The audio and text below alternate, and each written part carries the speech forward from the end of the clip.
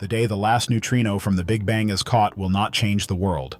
No cities will rise or fall, no empires will tremble, but it will mark a moment in which humanity, born from star ash and folded proteins, will have traced its origin not just to the stars, but to the silence that came before them. Before stars burned, before atoms clung together, before even the first light was free to move. The universe was a smooth, expanding sea of particles and energy, dense, hot, and opaque. Time had already begun, but it meant nothing yet. No rhythm, no recurrence, no record. In those first fractions of a second, the universe was governed by a furious symmetry forces indistinguishable, matter and antimatter evenly matched. But perfect balance cannot last. A slight asymmetry, perhaps born from quantum indeterminacy. Perhaps something deeper tilted the scale. For every billion pairs that annihilated each other, one particle remained. That 1 in a billion excess became the seed of everything to come. Inflation came next. Not the inflation of economics or balloons, but a roaring expansion of space itself faster than the speed of light, driven by an energy we still do not understand. What had been the size of a proton exploded into something many orders of magnitude larger in less than a blink. That expansion was not into space, it was of space. Time stretched. Fluctuations, tiny variations in quantum fields were frozen and magnified, becoming the template for all later structure. When inflation ended, energy transformed into matter and radiation. The universe cooled. Quarks combined into protons and neutrons. Neutrinos decoupled and fled freely into the void. A few minutes later, nuclei formed in a process called Big Bang nucleosynthesis, giving rise to helium, deuterium, and traces of lithium.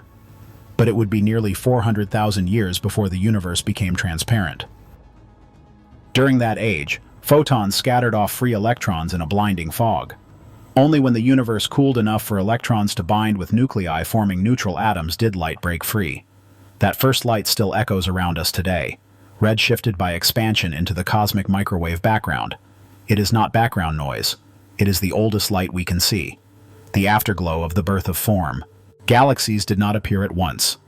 Matter was clumped unevenly by inflation's frozen fingerprints.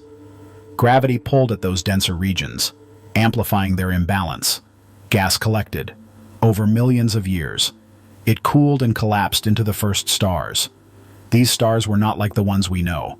They were vast and short-lived, burning quickly and dying in supernovae that forged the first heavy elements carbon, oxygen, iron, and seeded space with ingredients for new generations.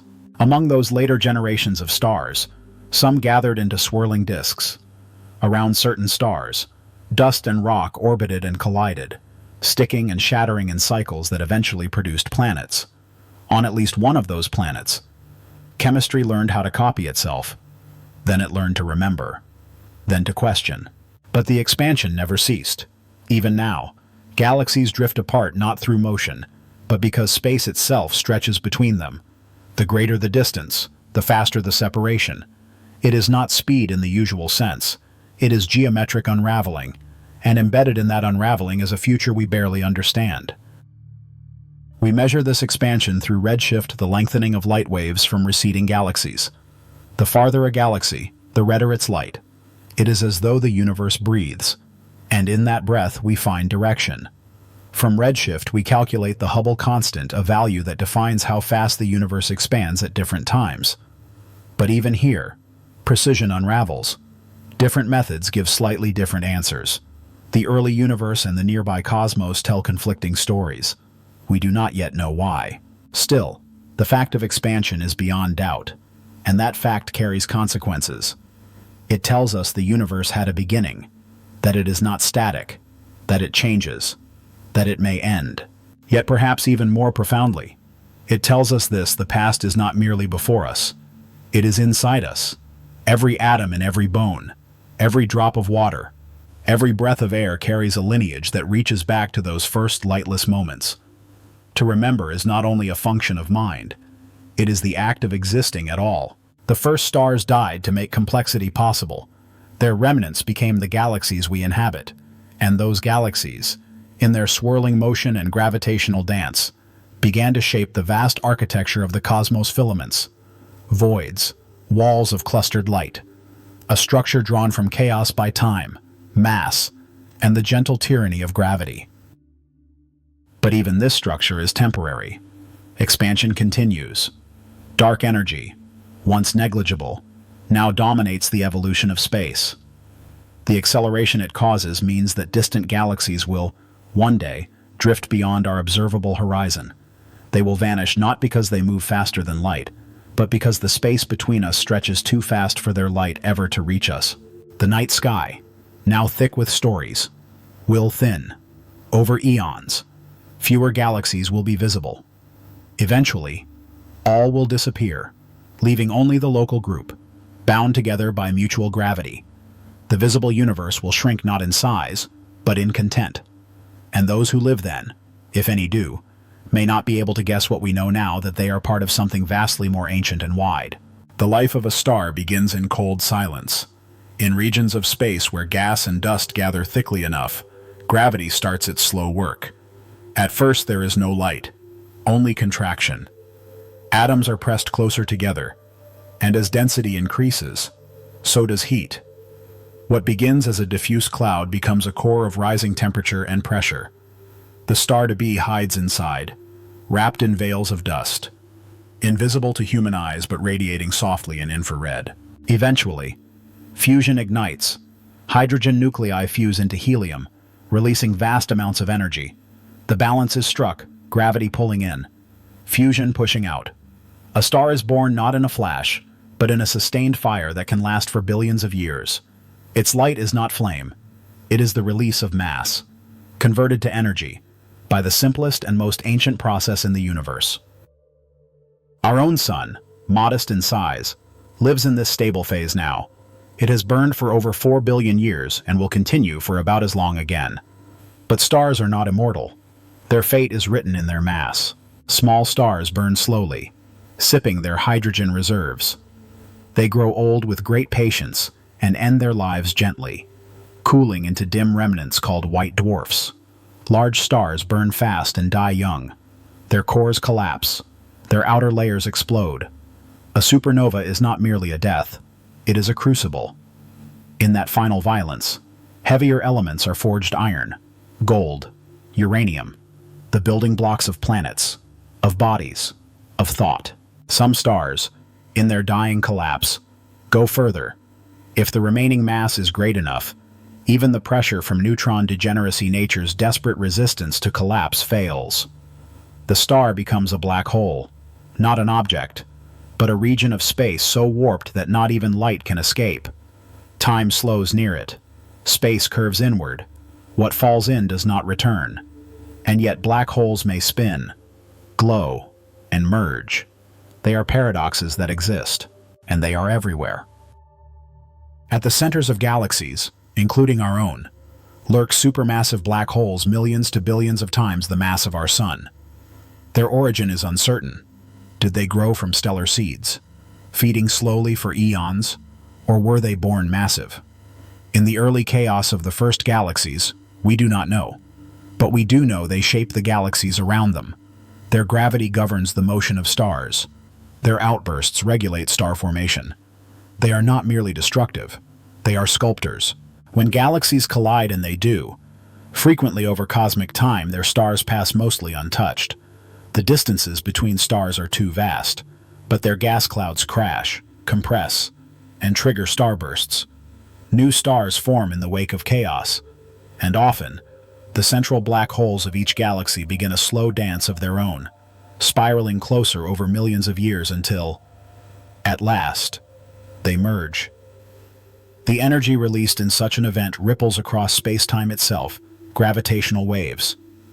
These waves stretch and squeeze the very fabric of the cosmos, passing through everything, including us. We have only recently begun to detect them.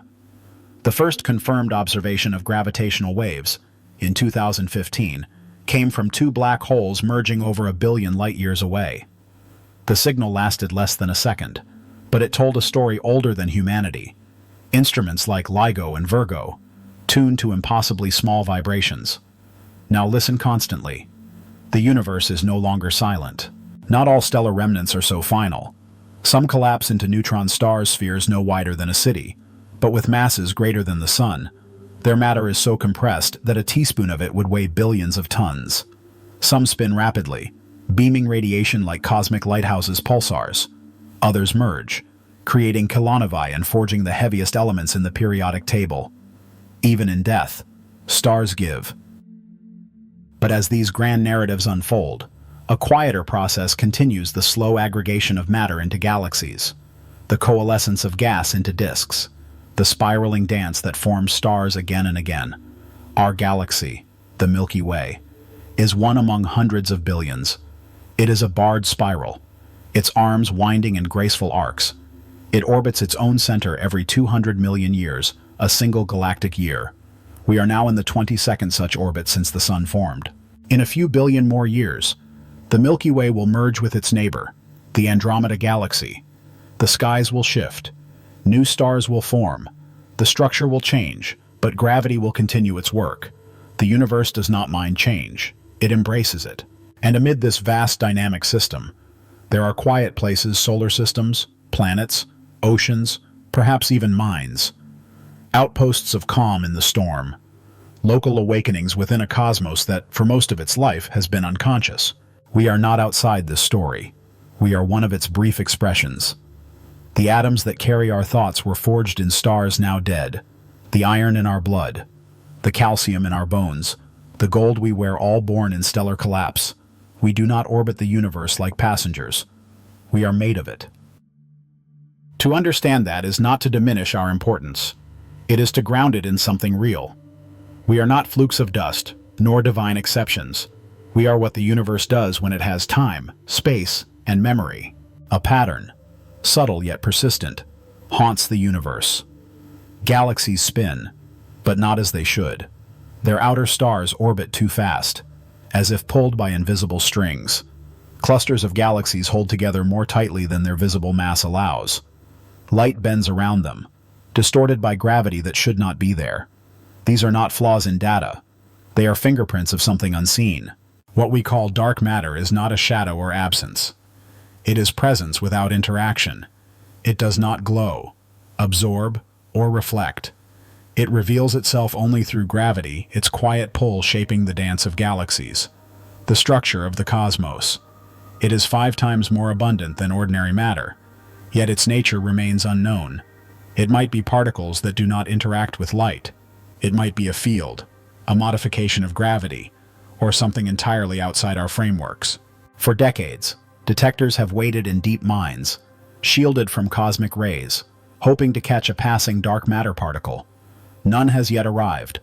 Particle colliders have searched for hints of exotic components, signs of supersymmetry, or extra dimensions. Still, silence. And yet, the gravitational evidence accumulates. Whatever dark matter is, it binds the cosmos. Just as mysterious is the force that pushes galaxies apart. Unlike gravity, it repels. Unlike matter, it spreads uniformly. In the late 1990s, observations of distant supernovae revealed that the universe's expansion is not slowing down, as once assumed, but accelerating. Something is counteracting gravity on the largest scales. This accelerating force is called dark energy. It constitutes nearly 70% of the universe. Unlike dark matter, it does not cluster. It stretches space itself, faster and faster, with time. If this expansion continues indefinitely, galaxies beyond our local group will recede beyond our view. Over trillions of years, even the radiation they once emitted will become undetectable. The observable universe will grow emptier. The nature of dark energy is unknown. It could be a constant property of space, a cosmological constant, as Einstein once proposed. Or it could be a dynamic field, like the inflaton that drove cosmic inflation. Some suggest it may decay, change, or even reverse. Its behavior shapes not just the future of the universe, but the limits of what we can know. Together, dark matter and dark energy form the invisible scaffolding and wind of the cosmos. Ordinary matter, the stars, planets, and people, is a thin film stretched across these deeper layers. And yet, from that thin film, awareness has emerged. It is one of the strangest truths of cosmology that what is most abundant is least understood, and what is rare is capable of understanding. But perhaps rarity is not weakness. Perhaps it is precisely the contrast that gives it power, a flicker of clarity in a sea of mystery.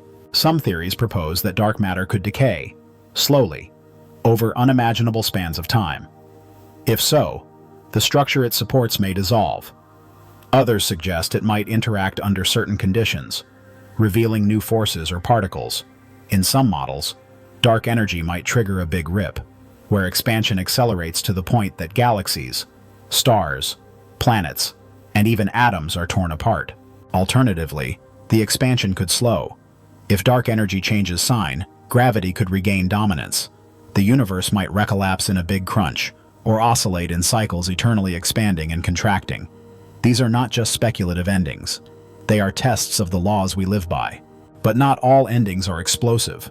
There is also the possibility of a heat death. If expansion continues forever and energy spreads evenly, the universe will approach thermodynamic equilibrium. No gradients, no usable energy, no change. Entropy will have reached its maximum. The universe will not die in fire, but in stillness.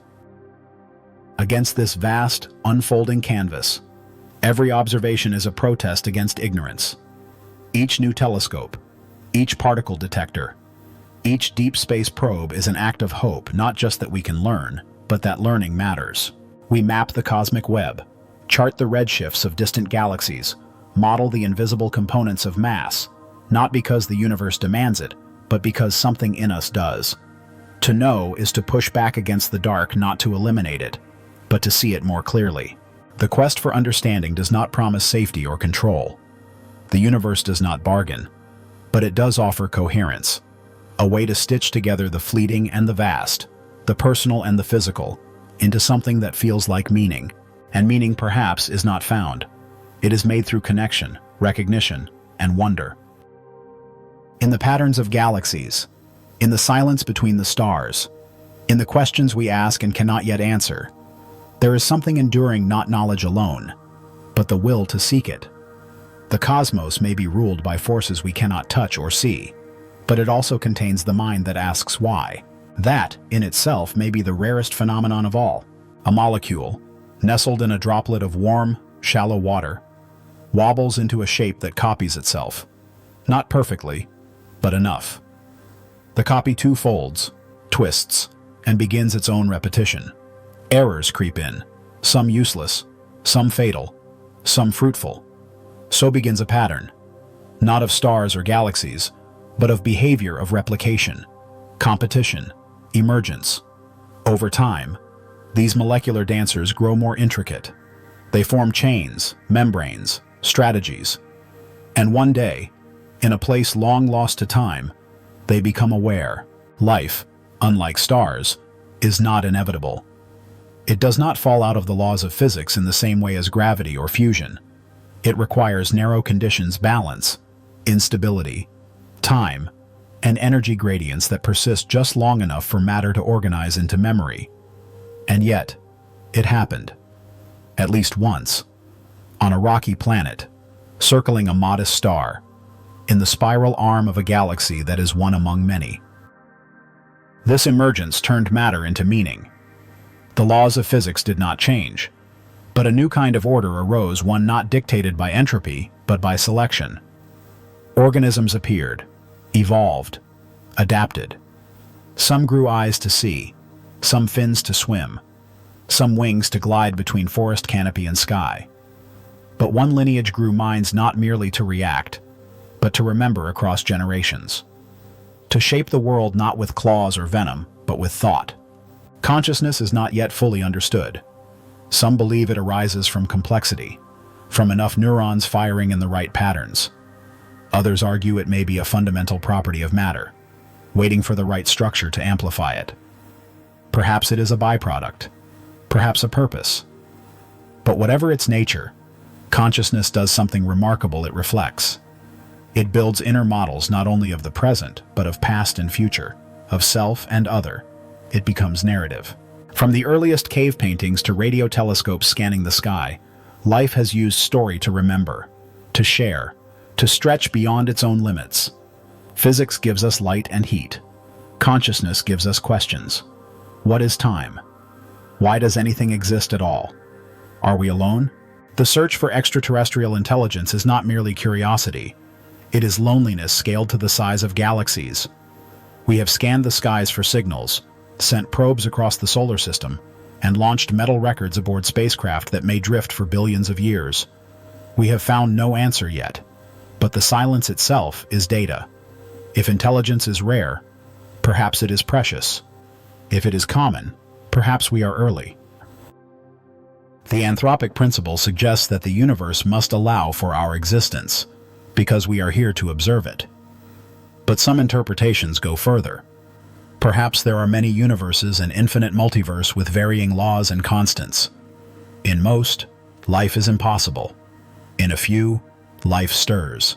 We live in one of those few. This idea, while impossible to test directly, reshapes how we think about probability, purpose, and design. The fine-tuned constants of nature, the strength of gravity, the mass of the electron, the rate of expansion may not be tuned at all, but sampled. We inhabit one roll of an infinite dice, but even if there is only this universe, the fact of our presence is astonishing. The particles that make up your hands, your thoughts, your voice, have traveled across stars and epochs. They formed in supernovae, drifted through interstellar space, were pulled into Earth's gravity, and finally joined into patterns that dreamed, feared, and hoped. You are not outside of nature. You are its unfolding. Philosophers have long debated whether consciousness is an emergent property or a fundamental substance. Some traditions speak of mind as primary, with matter as its shadow. Others reverse the lens entirely. In modern physics, questions of observation tangle with quantum theory. Does the act of measurement collapse a wave function? Does awareness play a role in shaping reality? These are not settled debates, but their persistence shows something important, that knowing we know changes the game. We build models of the world, and those models affect the world. A theory of gravity launches satellites. A theory of atoms cures disease. A model of ecosystems reshapes agriculture. Our inner abstractions reshape the outer physical world. Consciousness is not passive, it loops. And in that looping, new questions emerge. What obligations arise from awareness? What do we owe the future, the planet, each other? Evolution did not require ethics, yet here we are, asking how to live. Morality may not be written in the stars, but it is written in us in mirror neurons, in language, in the long arc of cooperation. The rise of artificial intelligence brings further questions. Can machines become conscious? What happens when we create minds unlike our own? Do they inherit our values, or rewrite them? If we are a spark of awareness in a vast dark, should we try to kindle other sparks? Perhaps the most radical possibility is not that consciousness is rare, but that it is everywhere, in forms we cannot recognize. Perhaps intelligence shaped by other biochemistries, other histories, other senses, would be unrecognizable not because it is absent, but because we are blind to it. Whatever the case, the emergence of thought marks a turning. Before life, the universe changed only by natural law. After thought, it began to change by choice, and with that choice comes responsibility. A machine the size of a small car sits silently beneath kilometers of ice in Antarctica, waiting for neutrinos. It does not see them directly. Instead, it watches for the rare flash of light when one of these ghost particles, billions of which pass through your body each second, happens to collide with an atom. This detector, called IceCube, is part of a global effort to look deeper, not just into space, but into the patterns of reality that underpin everything we call the universe. There are limits to sight, limits to hearing, limits to every sense evolved in the warm, slow turbulence of Earth's air and oceans. But instruments expand those senses. Radio telescopes hear hydrogen singing across light years. Gravitational detectors feel the trembling of space-time itself. Spectrometers analyze the chemical fingerprints of distant planets. Each tool translates something invisible into something knowable. We are no longer confined to a single planet's perspective.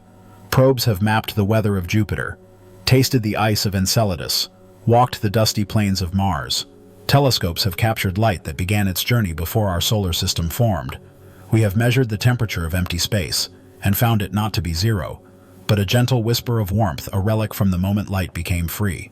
As technology grows, so does the horizon of what can be asked. Questions that once belonged to metaphysics now belong to physics. Time, for instance, is not an absolute river flowing from past to future.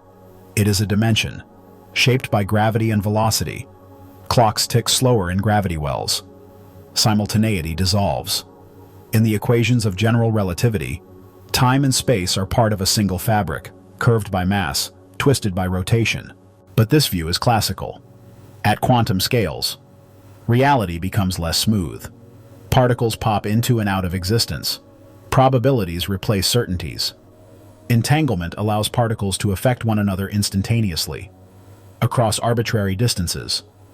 Measurement becomes participation. And between these two views, relativity and quantum mechanics, there is still no final unity.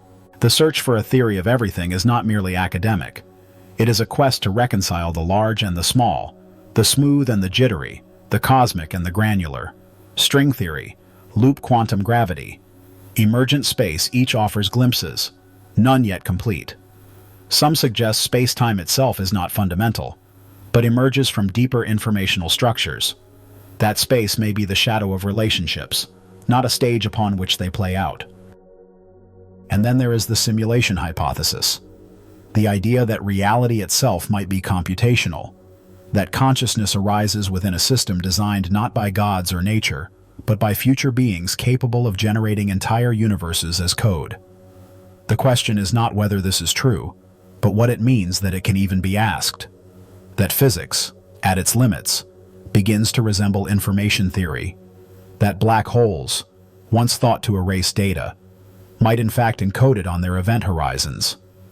That entropy, information, energy, and time are more entangled than we yet understand. But perhaps the greatest mystery is not out there. It is in the act of understanding itself. Why should a universe governed by indifferent laws produce a creature capable of awe? Why should a pattern of carbon and calcium reflect on the infinite? Perhaps consciousness is not an accident. Perhaps it is how the universe awakens to itself, not once, but many times, in many forms, across time and space. The future, if we endure, will not resemble the past. Earth will not always be habitable. The sun will expand, then die. Even if we travel to other stars, entropy marches on. Civilizations may rise, fall, forget, and begin again. But the knowledge we build now can echo forward, etched in materials, in signals, in engineered life. Not immortality, but continuation. What we choose to preserve may outlast us. What we choose to understand may empower what comes next. And if we send messages into the dark recordings of our languages, our music, our questions, we do so not for reply, but to mark that we were here, that we looked outward, that we asked. We may never escape the ultimate silence. Every star will die. Every black hole will evaporate.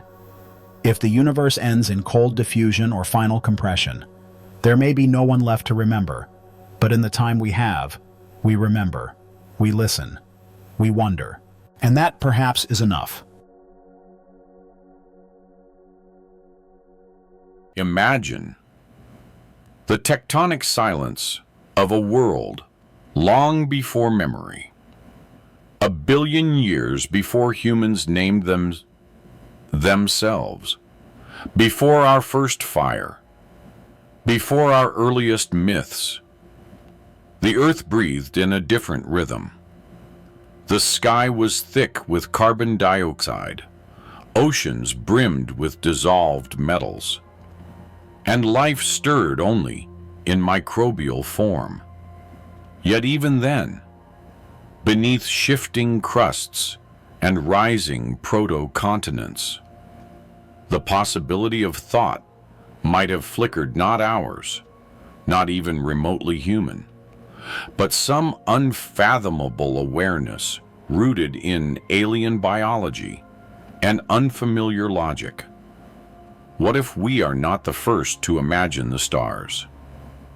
What if intelligence, once born, is not a singular occurrence, but a phenomenon that blooms and fades, with time's inexorable flow. The unsettling elegance of this idea has become more than science fiction. It's a legitimate thought experiment that cuts across geology, evolutionary biology, and astrophysics. Could a technological civilization have existed on Earth deep in the geological past, only to vanish without a discernible trace? This question is sharpened by the sheer scale of Earth's history. Our species has existed for barely a blink, a few 100,000 years in a planetary chronology of 4.5 billion. If civilizations rose before us, they would have had hundreds of millions of years to emerge, evolve, and be erased. The Earth is a master of concealment. Its surface is in constant flux, erasing what came before. Tectonic plates subduct, taking entire crusts down into the mantle. Erosion scours the landscape. Volcanism melts layers into oblivion. Even the very chemical makeup of rocks can transform under pressure and heat, folding human footprints into forgetfulness. In this context, the idea that we have access to a complete planetary history is profoundly naive. Geological evidence is not a library. It is a palimpsest, a smudged and rewritten surface where only hints of previous chapters remain.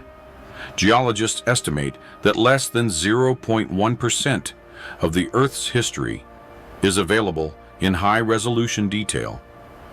What remains are clues, fragments of bones, isotopic ratios, magnetic inversions that offer tantalizing but incomplete stories. Consider the thought experiment known as the Silurian hypothesis, introduced by climatologist Gavin Schmidt and astrobiologist Adam Frank in 2018. Named after fictional prehistoric beings from the Doctor Who universe. The hypothesis asks a simple but radical question. If an industrial civilization had existed on Earth millions or billions of years ago, would we be able to detect it, not prove its existence necessarily, but at least recognize that something anomalous once transpired, something artificial? Schmidt and Frank weren't hunting for aliens in Earth's crust. Instead, they proposed a methodology to define what traces any technological society might leave behind in the geological record, what they called technosignatures. These signatures wouldn't be monuments or artifacts, not after millions of years of subduction, metamorphosis, and erosion. They would be chemical and isotopic anomalies, artificial concentrations of metals like neodymium or tungsten, sudden spikes in carbon isotopes hinting at fossil fuel combustion, perhaps synthetic compounds like plastics or PCBs that don't degrade naturally. Even shifts in global temperature curves could carry the fingerprints of industrial activity. But here's the haunting dilemma. Earth's natural processes can produce similar anomalies. Volcanic activity can mimic the carbon spikes of an industrial revolution. Deep-sea hydrothermal vents can concentrate rare metals. So the core question isn't just whether traces might remain, it's whether we'd be able to distinguish them from nature's own fingerprints. To deepen the challenge, consider the lifespan of human constructions. If humanity vanished tomorrow, what would remain in 10,000 years? Concrete would crumble. Steel would rust to dust. Glass would weather into silt. In 1,000,000 years, cities would be buried beneath sediments, and tectonic activity would begin to deform even those in 100 million years. Only subtle shifts in chemical composition, a trace of aluminum here, a smear of polystyrene there would remain. After 1 billion years, Earth would have almost entirely digested us. If the Anthropocene leaves a discernible layer, it will be thinner than a sheet of paper in the stratigraphic record. And yet, we look into the past and expect to find statues, skeletons, or cities. Perhaps that's the arrogance of recency bias. And yet some anomalies persist. The natural nuclear reactors of Oklo, in present-day Gabon, have baffled scientists for decades. Around 2 billion years ago, uranium-rich deposits underwent sustained nuclear fission naturally. Groundwater acted as a neutron moderator. The reactions cycled on and off for hundreds of thousands of years. But what strikes researchers isn't just the process, it's the precision. The geometry of these deposits is eerily optimal, almost as if engineered. Some isotopic ratios remain difficult to explain using purely natural processes. Could ancient beings have stumbled upon nuclear energy? Or did nature itself write the blueprint for what we would later replicate? Skeptics rightly lean toward the latter. But the pattern reminds us that nature and design are not always easy to disentangle. Other clues are subtler. Microfossils dated to 3.7 billion years ago show structural complexity that belies their age. Layered formations, stromatolites, speak of organized microbial life. The Great Oxygenation Event, around 2.4 billion years ago, transformed the planet's chemistry, making aerobic respiration and eventually intelligence possible. But we often forget that life's evolutionary timeline is not fixed. It is elastic. The Cambrian explosion came abruptly. Evolutionary leaps can happen quickly, under the right selective pressures. Could intelligence have emerged during an earlier oxygen-rich period, flourished briefly, then vanished beneath 1 billion years of sediment? We lack data to say definitively, but the gaps themselves whisper possibility. Earth has been through radical climate upheavals, ocean chemistry shifts, and mass extinctions that wiped the slate clean repeatedly. In that silence, in that vacuum of record, speculation becomes a tool not of fantasy, but of humility. Not all intelligence must resemble ours. In fact, to assume so may be one of the most limiting errors in our search for meaning across deep time. When we speak of intelligent life, we tend to picture reflections of ourselves, bipedal creatures with forward-facing eyes, opposable thumbs, tools, language.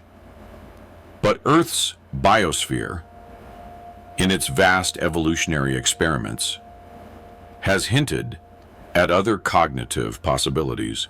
Cephalopods, octopuses, and cuttlefish possess decentralized nervous systems, solving problems with an alien elegance. Corvids and parrots demonstrate memory, planning, and emotional complexity, with brains unlike ours. These are not exceptions. They are reminders that intelligence is not a single path, but a convergence of many. So imagine an intelligence that never needed fire, one that developed in the deep oceans, navigating a three-dimensional world of pressure and shadow. It may have used sonar or electric fields to map its surroundings. Its materials may have been bioluminescent or chitinous. Its technologies enzymatic rather than mechanical. Its communication could have been chemical, visual, or acoustic, not written language, but intricate pulses of meaning layered into waveforms. A society like this may never build cities, but it might still engineer its environment, manipulate genes, or archive memory in forms we fail to recognize.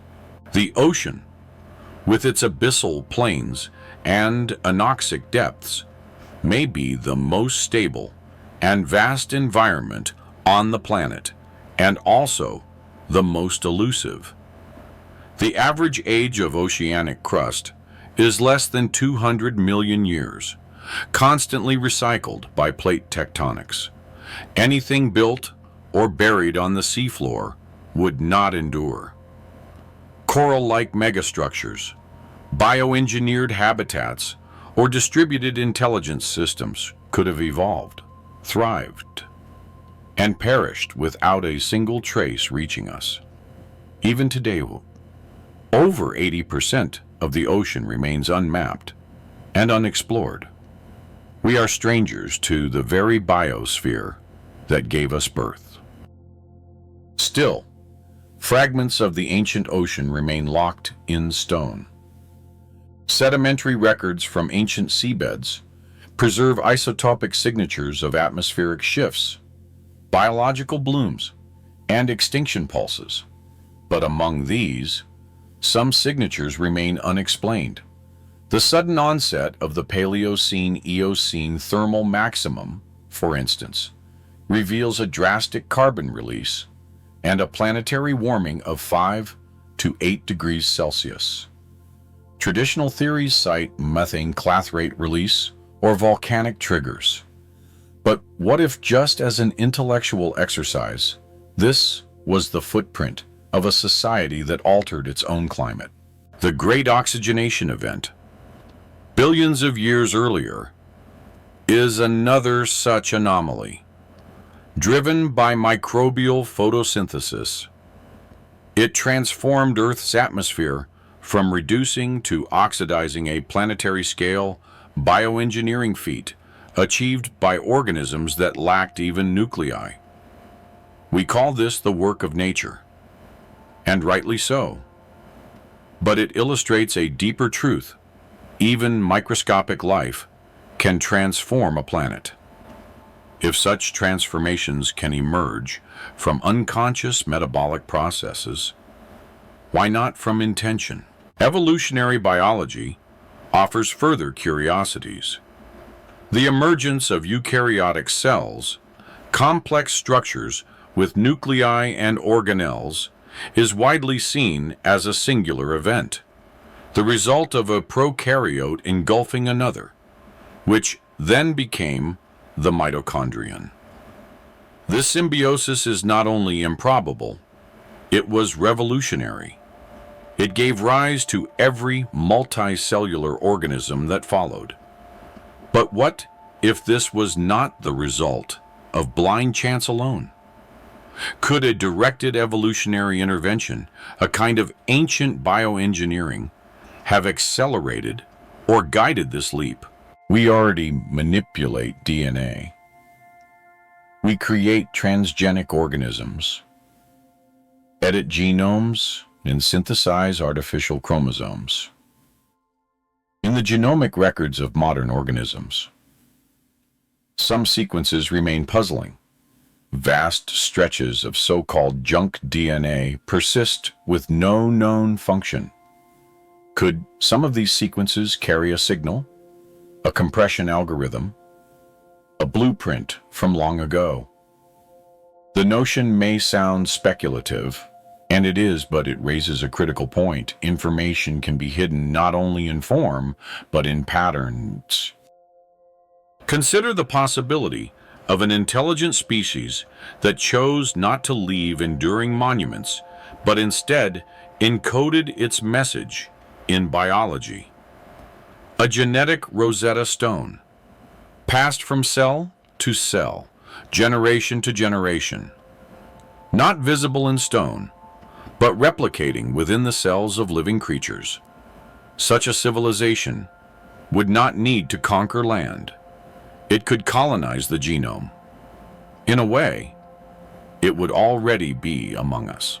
The limits of such speculation are governed not only by evidence, but by imagination. When we examine the record of mass extinctions, we notice strange preconditions. The end Permian extinction, for instance, the most catastrophic event in Earth's history, was preceded by geochemical disturbances that cannot yet be fully explained. Carbon isotope excursions, sudden temperature spikes, and disruptions in marine oxygen levels all appear. We attribute these to volcanic activity, perhaps the Siberian traps, but could they also be echoes of something more? To be clear, most scientists reject the idea of pre-human technological civilizations, and the bar for such claims is necessarily high.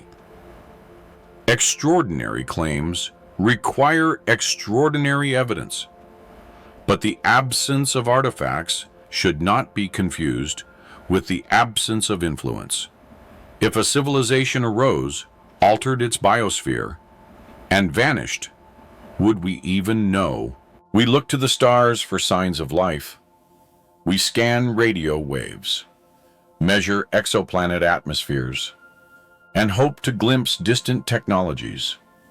But perhaps the alien intelligence we seek once walked or swam our very Earth.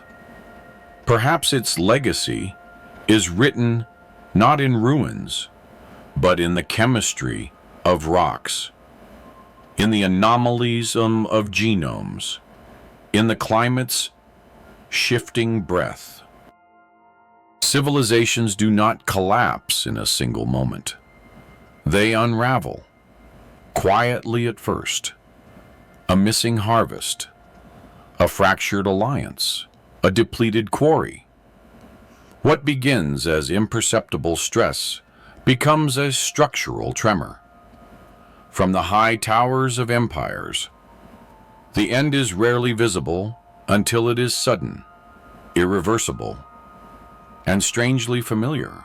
Across the pages of history, from the Euphrates to the Yucatan, great civilizations have succumbed to a common logic. Complexity becomes unsustainable. The anthropologist Joseph Tainter articulated this paradox in stark terms. As societies face problems, they respond by adding complexity, bureaucracies, infrastructures, systems of control. Initially, this strategy works. Productivity increases. Threats are managed. Growth continues. But complexity carries an energetic cost. Each new solution demands more resources to maintain than the last. Eventually, the marginal returns on complexity turn negative. A tipping point is reached, and what once sustained becomes burden. The system collapses, not from an external blow, but from the weight of its own intricacy. This pattern may be more than historical. It may be thermodynamic. The second law, entropy, informs us that all systems tend toward disorder unless energy is continually invested to maintain structure. Civilizations, then, are thermodynamic constructs. They extract order from the environment: fuel, food, metals, information, and convert it into social complexity. But every act of order increases entropy elsewhere. Waste accumulates, limits approach. Physicist Tom Murphy has proposed that no civilization can grow indefinitely, not only because of resource constraints, but because of heat. If our energy consumption grows at even modest exponential rates, within a few centuries, the waste heat alone would cook the planet regardless of carbon emissions. Growth in a finite environment hits not only material limits, but physical ones. The stars may offer escape, but not immunity. Now apply this logic retroactively. If a civilization once flourished on Earth 2 billion years ago, 500 million, or even just 20, its collapse would likely follow a similar trajectory. Not sudden apocalypse, but systemic fatigue, a declining energy return on investment, a slow decay of coherence, and then erasure by time. Erosion does not differentiate between failure and forgetfulness. We see this principle in miniature in Easter Island, where a once thriving society deforested its habitat, collapsing under its own monumentality. But the lesson scales. Global civilizations like ours are bound by the same physical constraints. If an earlier society arose, reached industrial maturity, and failed to transition to sustainable practices, its legacy might be no more enduring than ours would be, given a few million years of silence. But collapse need not be only thermodynamic. It could be self-initiated.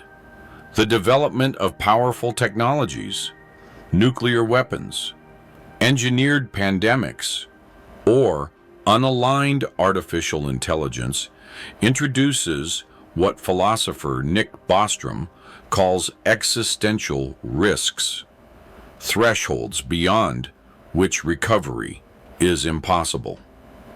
Carl Sagan and Frank Drake speculated that such risks may be universal to technological species, resolving the Fermi paradox not with absence, but with brevity.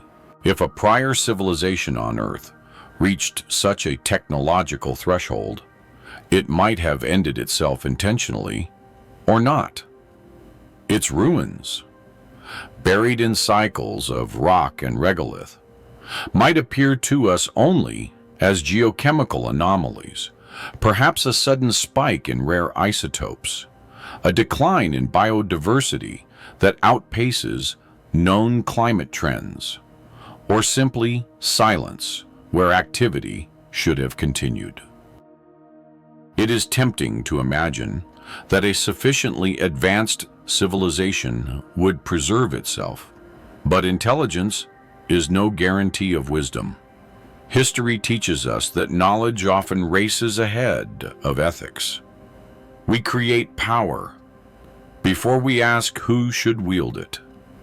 We construct systems more complex than we can understand. And perhaps, like our ancestors before us, or those before them, we discover too late the cost of what we built. This is not only speculation, it is a model, a predictive framework. If civilizations follow a pattern of emergence, growth, overshoot, and collapse, then the absence of visible predecessors may not disprove their existence.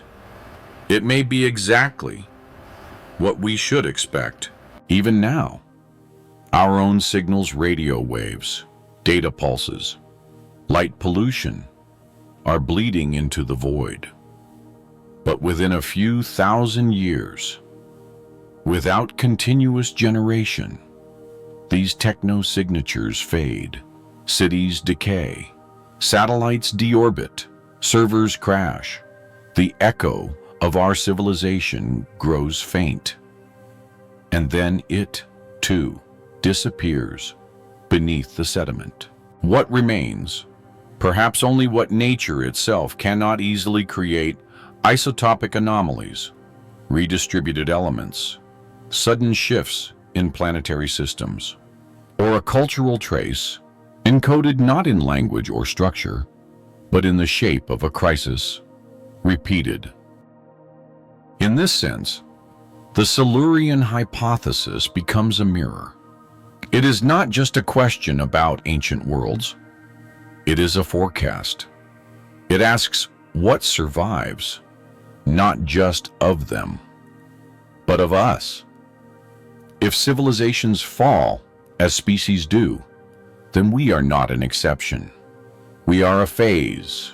And yet, if they rose once, might they rise again? Not all discoveries are made with tools. Some unfold in the mind. Imagine, for a moment, the unearthing of a single undeniable artifact, something unmistakably shaped by intelligence, yet buried in rock 500 million years old. A forged alloy beyond natural metallurgy. A geometry that defies crystalline order. The implications would not merely be scientific, they would be civilizational. We would find ourselves no longer first. The psychological tremor would be profound. In schools, the origin story of humankind would stretch backward, no longer beginning with hunter-gatherers or the first city, but with unknown architects of a lost world. In places of worship, creation narratives might fracture. In museums, the human figure would stand beside the unknowable other, a reminder that intelligence is not singular, nor anchored to our biology. For millennia, we have imagined ourselves as the culmination of a process. Evolution's final stanza, the top rung of the cognitive ladder. But what if intelligence is not a peak, but a plateau? Not destiny, but recurrence. This discovery would ignite philosophy more than it would science. We would ask, if they existed, were they like us? Did they suffer, hope, wonder? Did they gaze at stars with curiosity or calculation? And if they fell, why? We would search their story for patterns, echoes of ourselves. Perhaps their trajectory mirrors ours.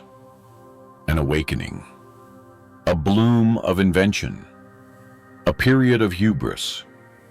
Maybe they too split atoms before they understood them. Maybe they also built systems so complex no one could fully control them.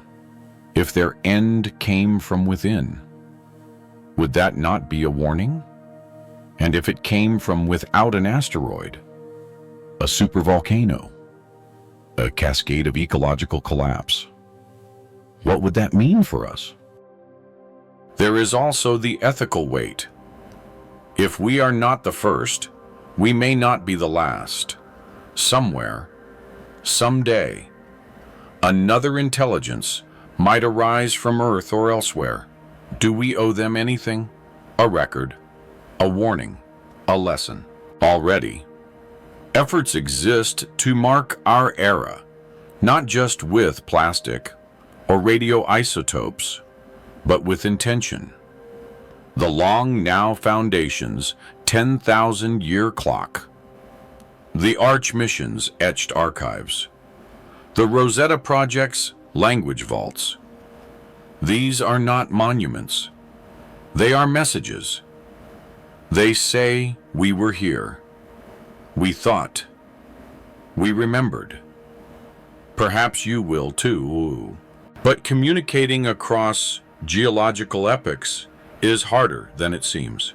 Even if a future intelligence decodes our symbols, will they understand our context?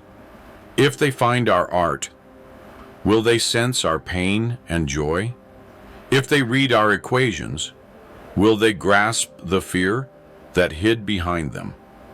We often imagine sending messages into space, but perhaps the real challenge is sending messages through time.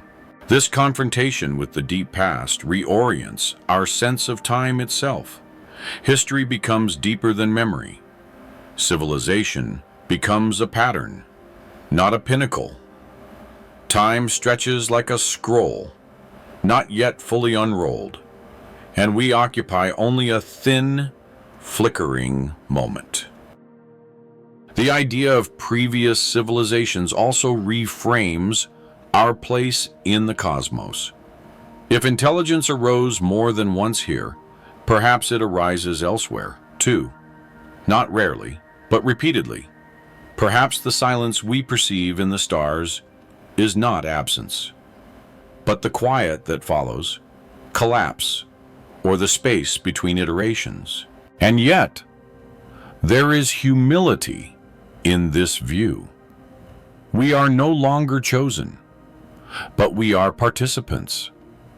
The stage is wider than we thought, the script longer, the actors many.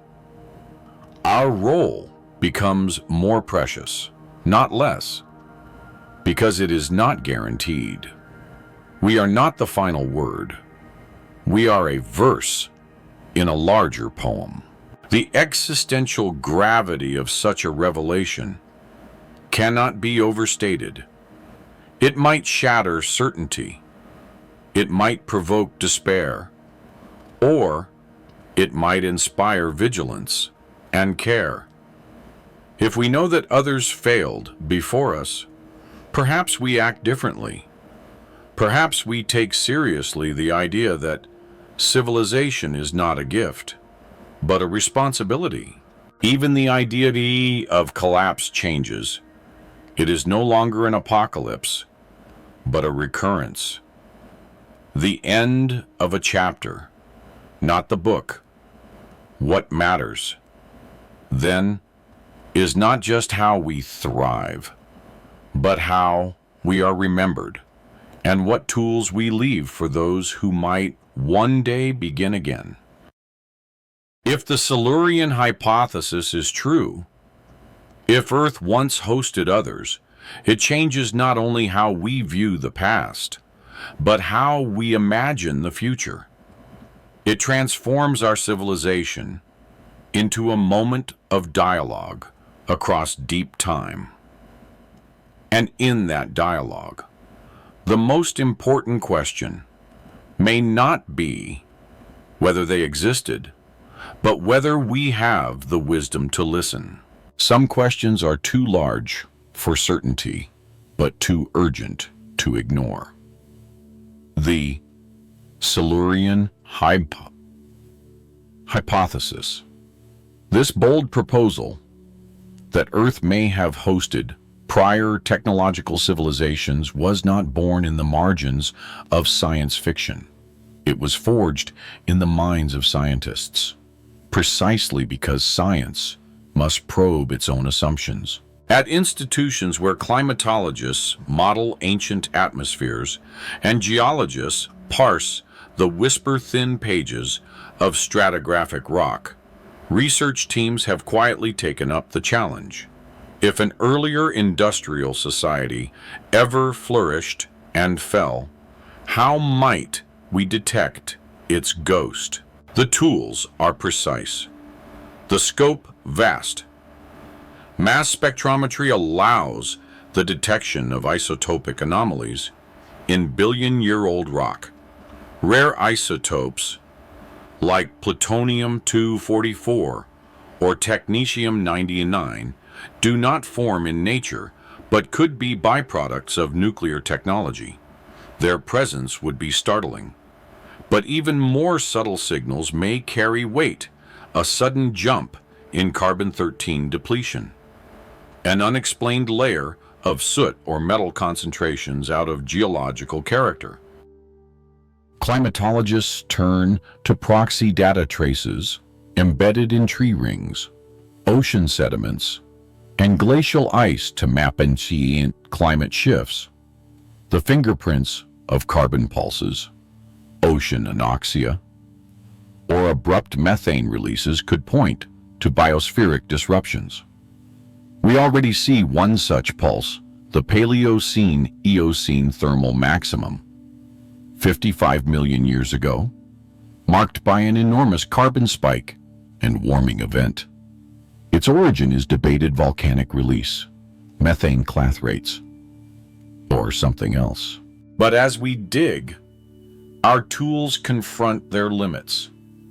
The geological record is a palimpsest, a manuscript rewritten endlessly by wind, water, and magma. Most of Earth's crust has been recycled.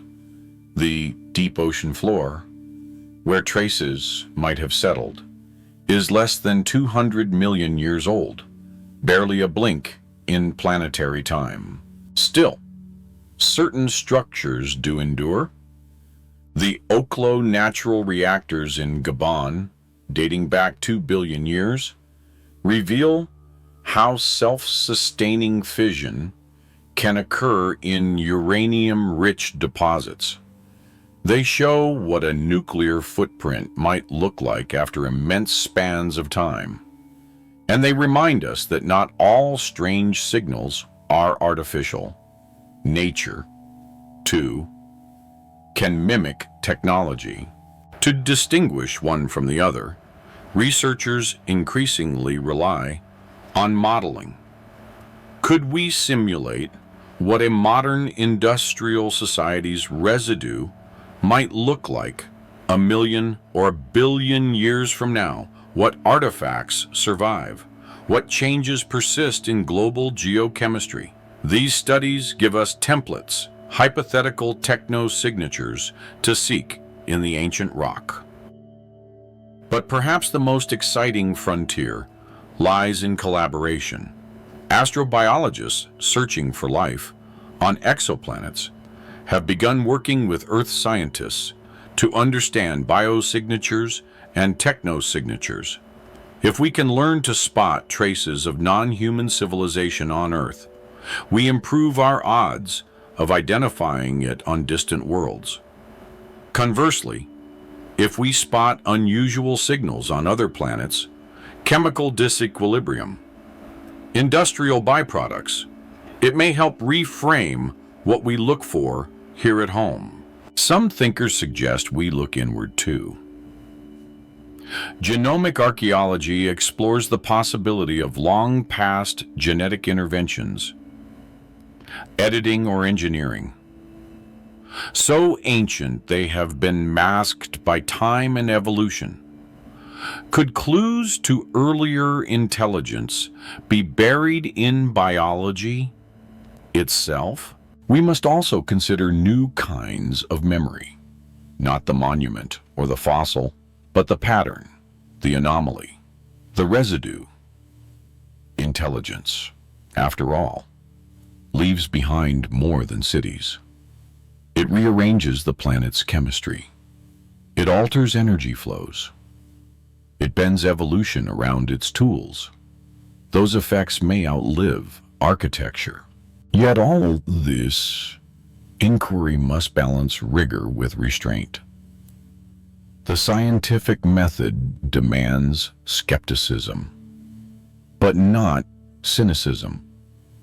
An absence of evidence is not evidence of absence, but nor is it license for fantasy.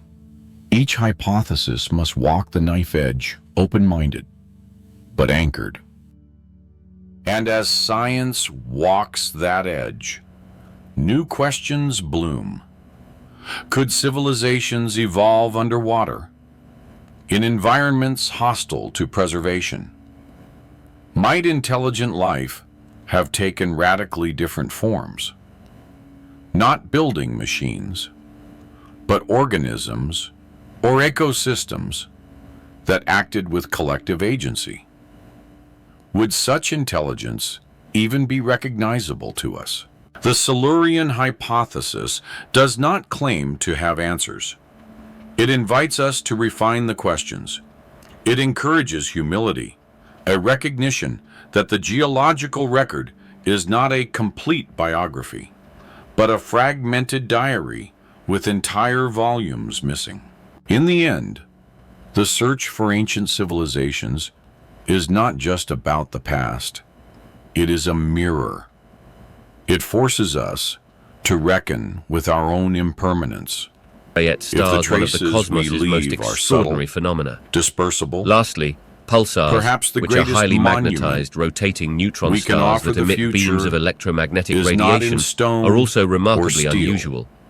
The precision but of in their observed foresight. pulses, often likened to cosmic lighthouses, in the deepest, darkest voids of the universe. Beyond the invisible, intangible, yet powerfully felt nothingness, lies an incredible reality.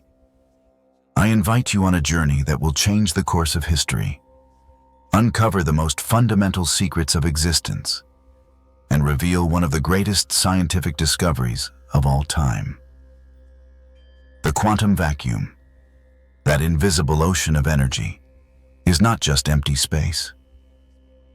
It is a vast reality where millions of invisible particles are born, die, and recreate the universe itself, pushing the limits of our perception.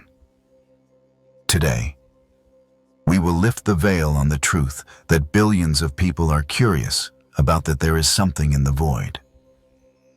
Get ready, because after this, you will never look at the universe, existence, or yourself in the same way again. This is the beginning of a great awakening that will shape the future of science and humanity. One of the fundamental principles of quantum mechanics is that the vacuum is not an absolute nothingness, but a field in constant vibration. While classical physicists view the vacuum as the absence of particles and energy, in quantum field theory, every point is a dynamic stage where virtual particle pairs briefly appear and disappear. These vibrations are a consequence of Heisenberg's uncertainty principle. The uncertainty relationship between energy and time allows for energy fluctuations in space, thereby transforming nothingness into an ocean of energy.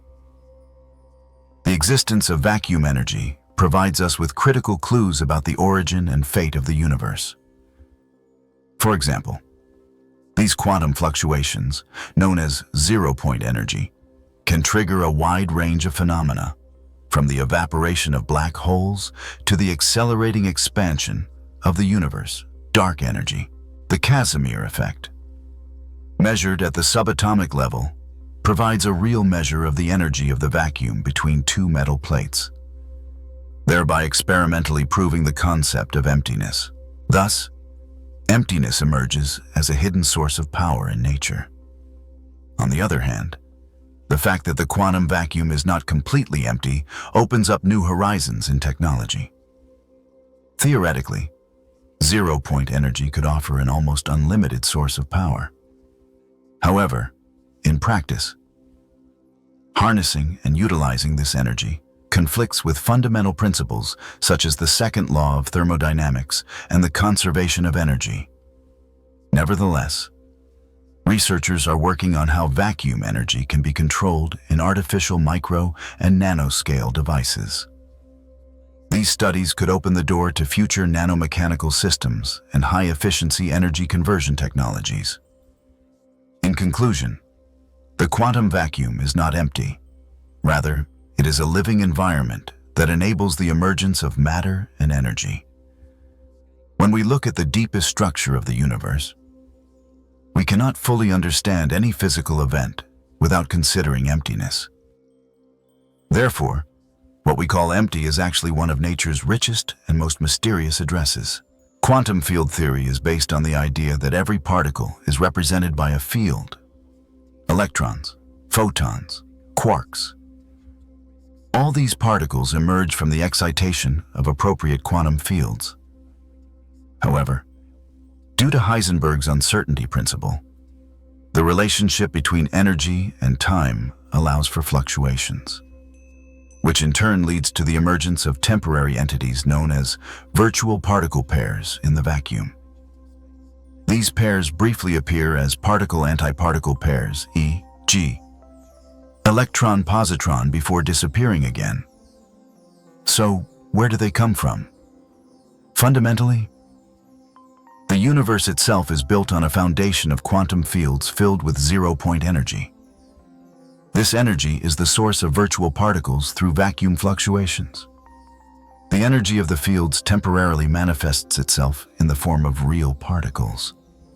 The current standard model successfully describes these processes, but they are still experimentally difficult to control or measure. Virtual particles are not just a theoretical tool. They also have experimental effects. The best-known example is the Casimir force. The vacuum between two parallel metal plates applies a false, attractive force to the plates because it blocks the fluctuations of the medium. This force arises from the decrease in virtual particle pressure and is strong enough to be measured at sub-meter scales.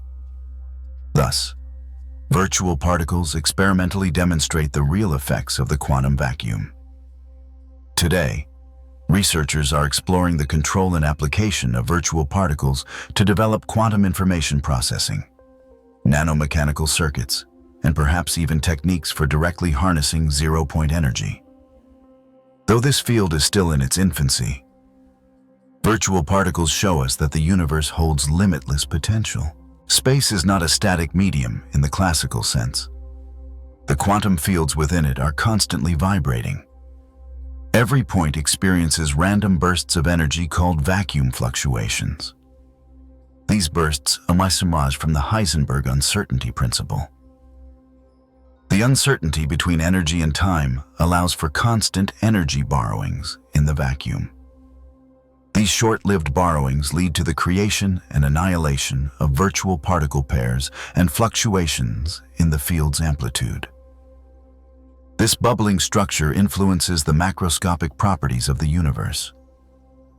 For example, Hawking radiation near black holes combines with the strong gravitational field of vacuum fluctuations to create real particles, ultimately causing the black hole to slowly evaporate.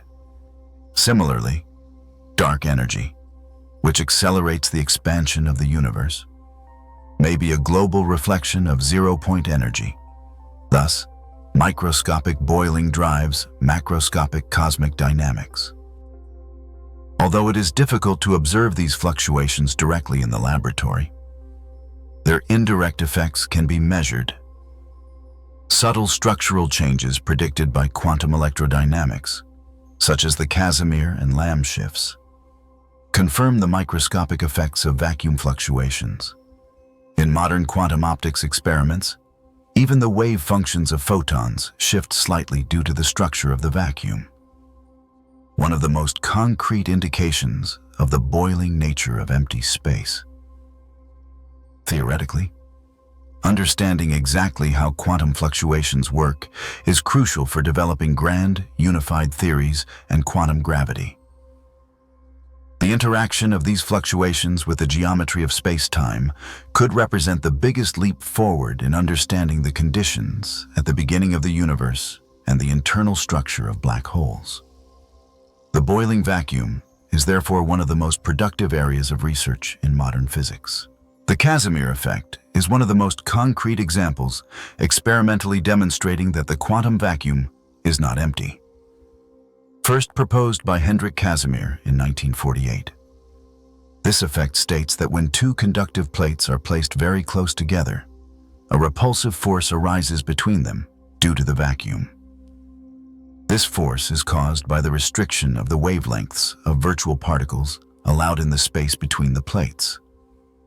Since more quantum waves vibrate on the outer side, less wave pressure is created on the inner side, causing the plates to appear to push against each other. The beauty of this situation is that it shows that not only particles, but also empty space can create physical effects.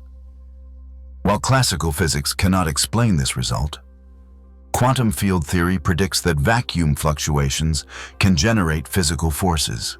Measurements have confirmed that the Casimir force increases as the distance between the plates decreases. The fact that this force becomes measurable even at distances as small as 1/1,000,000th of a millimeter suggests that the energy of the quantum vacuum can be extremely intense. The Casimir effect is not merely a subject of experimental curiosity. It is also a phenomenon with significant technological implications. In micro and nanoscale devices, such as microelectromechanical systems, MEMS, unwanted Casimir forces can cause circuit components to stick together. As a result, modern engineering designs must take quantum vacuum effects into account.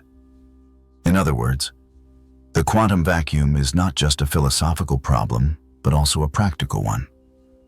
Thanks to the Casimir effect, we can directly observe that emptiness is a thing.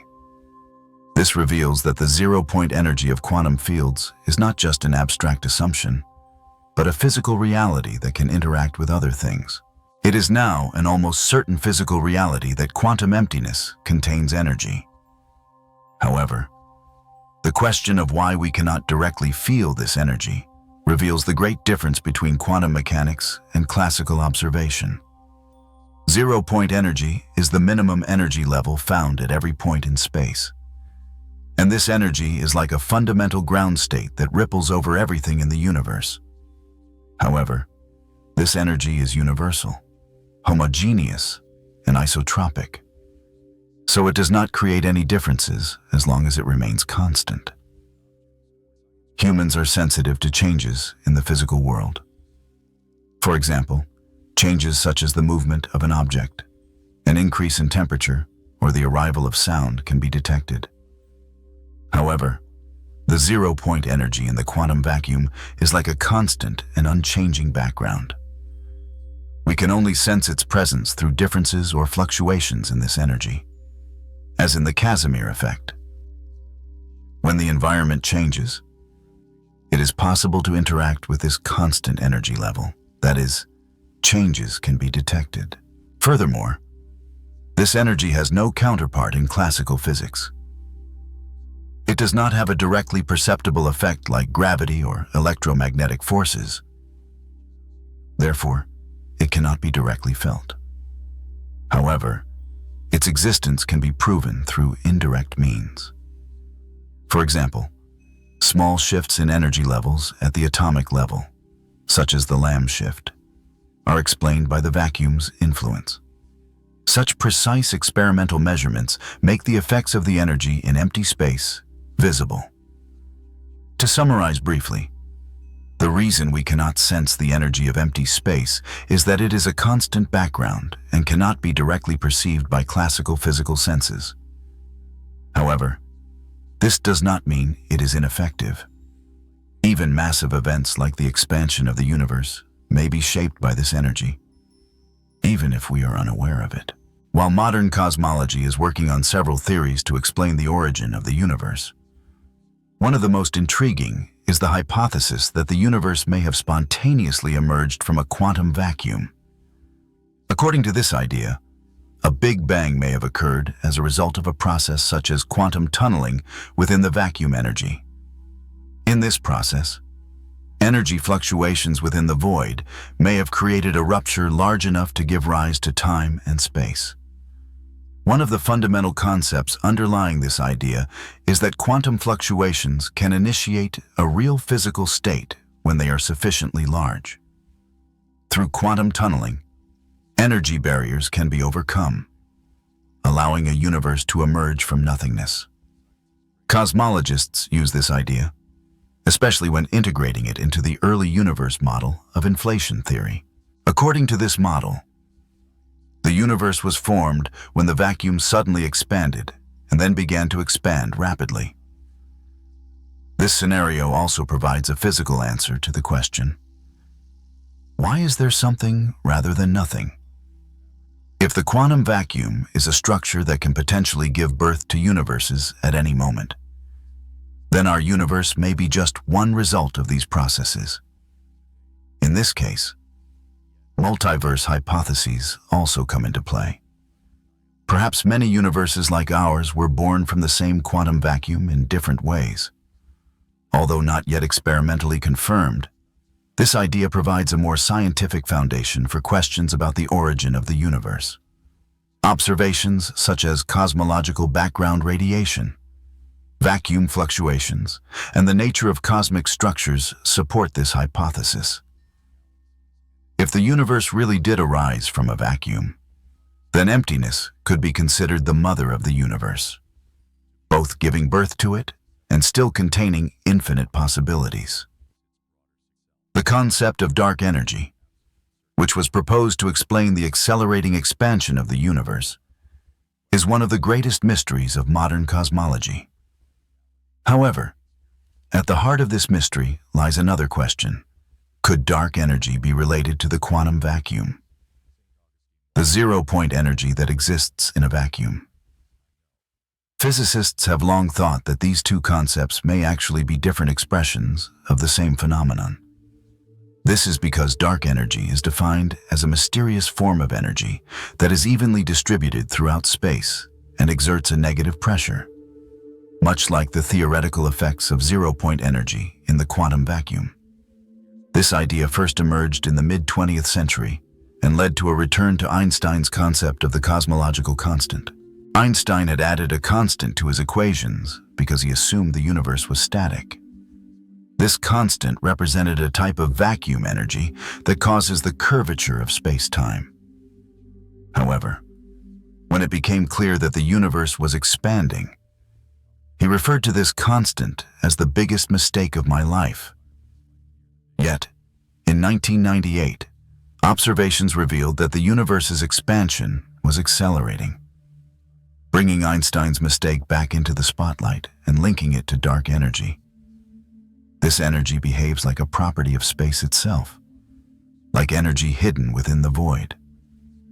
However, there is a major paradox here. When the energy of the void is calculated theoretically according to quantum field theory, the resulting values are 120 quadrillion times greater than the observed dark energy density.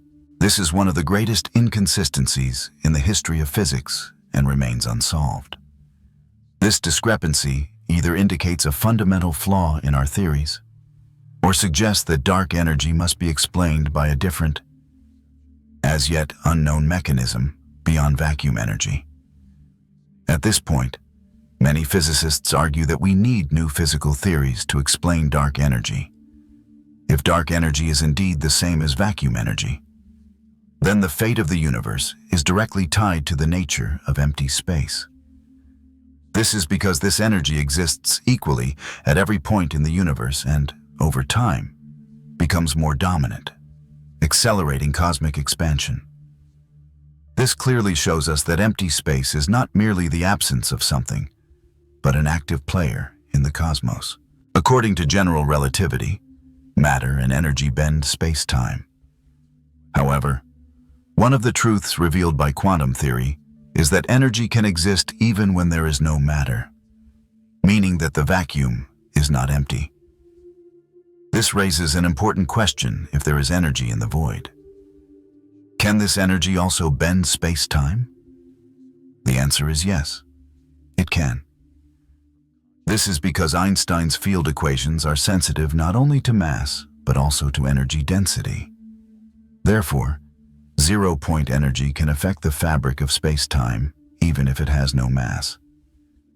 This effect is included in the equations under the name cosmological constant and determines the rate of expansion of space-time. This phenomenon can be particularly important in the early stages of the universe. Inflation theory was developed to explain the rapid expansion of the universe in its first moments, which occurred thanks to a type of vacuum energy. This energy was provided by a field that inflated space. This shows that space is not merely a passive structure, but an active player capable of directly shaping space-time. In other words, what we call space has the capacity to alter the geometric and physical structure of the universe. Another consequence of this idea emerges in black hole physics. For example, the phenomenon known as Hawking radiation is explained by quantum vacuum fluctuations around a black hole, causing virtual particles to transform into real particles. This process leads to the eventual evaporation of black holes. This demonstrates that space is not merely a placeholder. It is a dynamic entity with the potential to alter even the most intense and powerful structures in the universe. Space is no longer just something that doesn't take up space. It is the very pen that draws the shape of the universe. The Higgs field is a quantum field proposed in 1964 and confirmed by experiments at CERN in 2012. Its most striking feature is that it gives mass to particles. However, the intriguing aspect here is that the Higgs field is present throughout the entire universe, even in empty space. This field has a specific value even in a vacuum where no particles exist. And this constant value enables particles to gain mass through their interaction with it. This demonstrates that empty space is not a completely passive field, but contains active and continuously operating fields. The fact that the Higgs field is constant and universal reveals that space is actually an extremely orderly and consciously functioning stage. Without this field, the fundamental particles of the universe, such as electrons or quarks, would have no mass. This would make the formation of atoms and, consequently, matter impossible. In short, even the concept of mass, which forms the basis of physical existence, can only exist thanks to an invisible field operating in space. Furthermore, there's a direct link between the Higgs field and the quantum vacuum. Even when the Higgs field is at its lowest potential energy, i.e., in its most stable state, it still has a value other than zero. This situation shows that there is a difference between the vacuum of the universe and true emptiness. Perhaps the vacuum we currently live in could evolve into another vacuum with lower energy. This possibility leads to catastrophic scenarios known as vacuum collapse, which could theoretically result in all physical laws of the universe changing in an instant. In conclusion, the Higgs field is like a quantum machine operating in the void. It is invisible, silent, yet it determines the identity and existence of every particle in the universe. Quantum tunneling is a mysterious and impressive phenomenon that classical physics cannot explain. In short, it means that a particle passes through a potential barrier that is higher than its energy, rather than overcoming it. This is impossible according to classical logic. If you throw a ball down a hill and its energy is lower than the hill's height, the ball will roll back up. But at the quantum level, things don't work that way. This is because particles are not just point-like entities, but also probability waves. These waves can extend all the way to the other side of a barrier. If the wave function is non-zero on the other side of the barrier, then there is a chance that the particle will appear there. That is, tunneling occurs. This situation takes on an even more interesting dimension in the quantum vacuum, because the vacuum we refer to is not actually a void where nothing exists. On the contrary, it is a bubbling quantum sea where virtual particle-antiparticle pairs are constantly forming and disappearing, and energy fluctuations occur. The tunneling effect becomes more likely in this turbulent environment. Particles can use these fluctuations to overcome potential obstacles before they happen. Some physicists even suggest that the universe itself was born from a tunneling event in the quantum vacuum. This tunneling effect has many real-world applications. For example, nuclear fusion occurs at the center of the sun thanks to this effect. Despite being electrically repelled, two positively charged protons can come together and fuse through tunneling. Similarly, devices such as tunnel diodes, which form the basis of modern electronic devices, and scanning tunneling microscopy (STM), rely on this quantum phenomenon. Each of these examples demonstrates that space is not merely a passive field, but also a passageway that enables particles to move between places. Although it sounds like science fiction, the idea of extracting energy from the quantum vacuum has intrigued both theoretical physicists and advanced technology researchers for years. This is because the quantum vacuum is not a nothingness devoid of energy, as commonly believed. Rather, it is a constantly fluctuating energy field filled with zero-point energy. These fluctuations occasionally produce measurable effects. For example, the Casimir effect causes a force to arise between two plates due to the energy difference in the quantum vacuum. This is a very small but measurable interaction and is directly related to the energy of the vacuum. However, directly and continuously extracting this energy or converting it into a power source presents significant theoretical challenges. The second law of thermodynamics sets the limits on the flow of energy from disorder to order. If vacuum energy could be used unlimitedly, this law would be violated. Furthermore, this energy field is so symmetrical that it is directionless. That is, it is nearly impossible for a device to continuously draw this energy in a specific direction.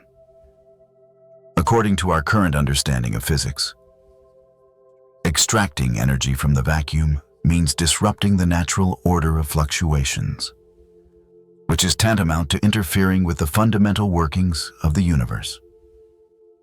Nevertheless, some theories and experimental proposals suggest that this energy may be usable in the future, at least under certain conditions. For example, with the development of quantum computers or superconducting technologies. The possibility of processing this energy at the micro level is being discussed. Although such ideas are still highly speculative, the potential of the quantum vacuum as an energy source expands our scientific horizons. Absolute zero is the lowest temperature physically possible, minus 273.15 degrees Celsius. At this temperature, according to the laws of classical physics, all motion should cease. However, quantum physics offers a big surprise at this point. Even if the temperature is zero, energy cannot be completely zero. This energy is called zero-point energy, and the quantum vacuum comes into play precisely at this point, even when absolute zero is reached. Fluctuations continue in quantum systems because Heisenberg's uncertainty principle states that quantities such as position and momentum cannot be known precisely at the same time. This means there is constant quantum vibration. These vibrations show that the void is not empty at all. Electrons around atomic nuclei cannot remain completely motionless even at absolute zero. Similarly, fields do not completely disappear at this temperature. On the contrary, zero-point oscillations continue. For example, helium gas remains liquid and does not freeze even at temperatures very close to absolute zero. This behavior is due to the zero-point energy still causing matter to move at the molecular level. This is one of the real-world effects of the quantum vacuum. This phenomenon has profound implications, not only for laboratory experiments, but also for cosmology. This is because the earliest stages of the universe also had extremely low temperatures. However, even during these periods, the active presence of the quantum vacuum plays a role in the operation of physical laws. Quantum fluctuations may be the source of the density fluctuations that formed at the beginning of the universe. These fluctuations later laid the groundwork for the formation of galaxies, stars, and planets. For most people, time is a universal and constant flow. It moves forward, never stops, and works at the same speed everywhere. However, this understanding is an illusion left over from classical physics.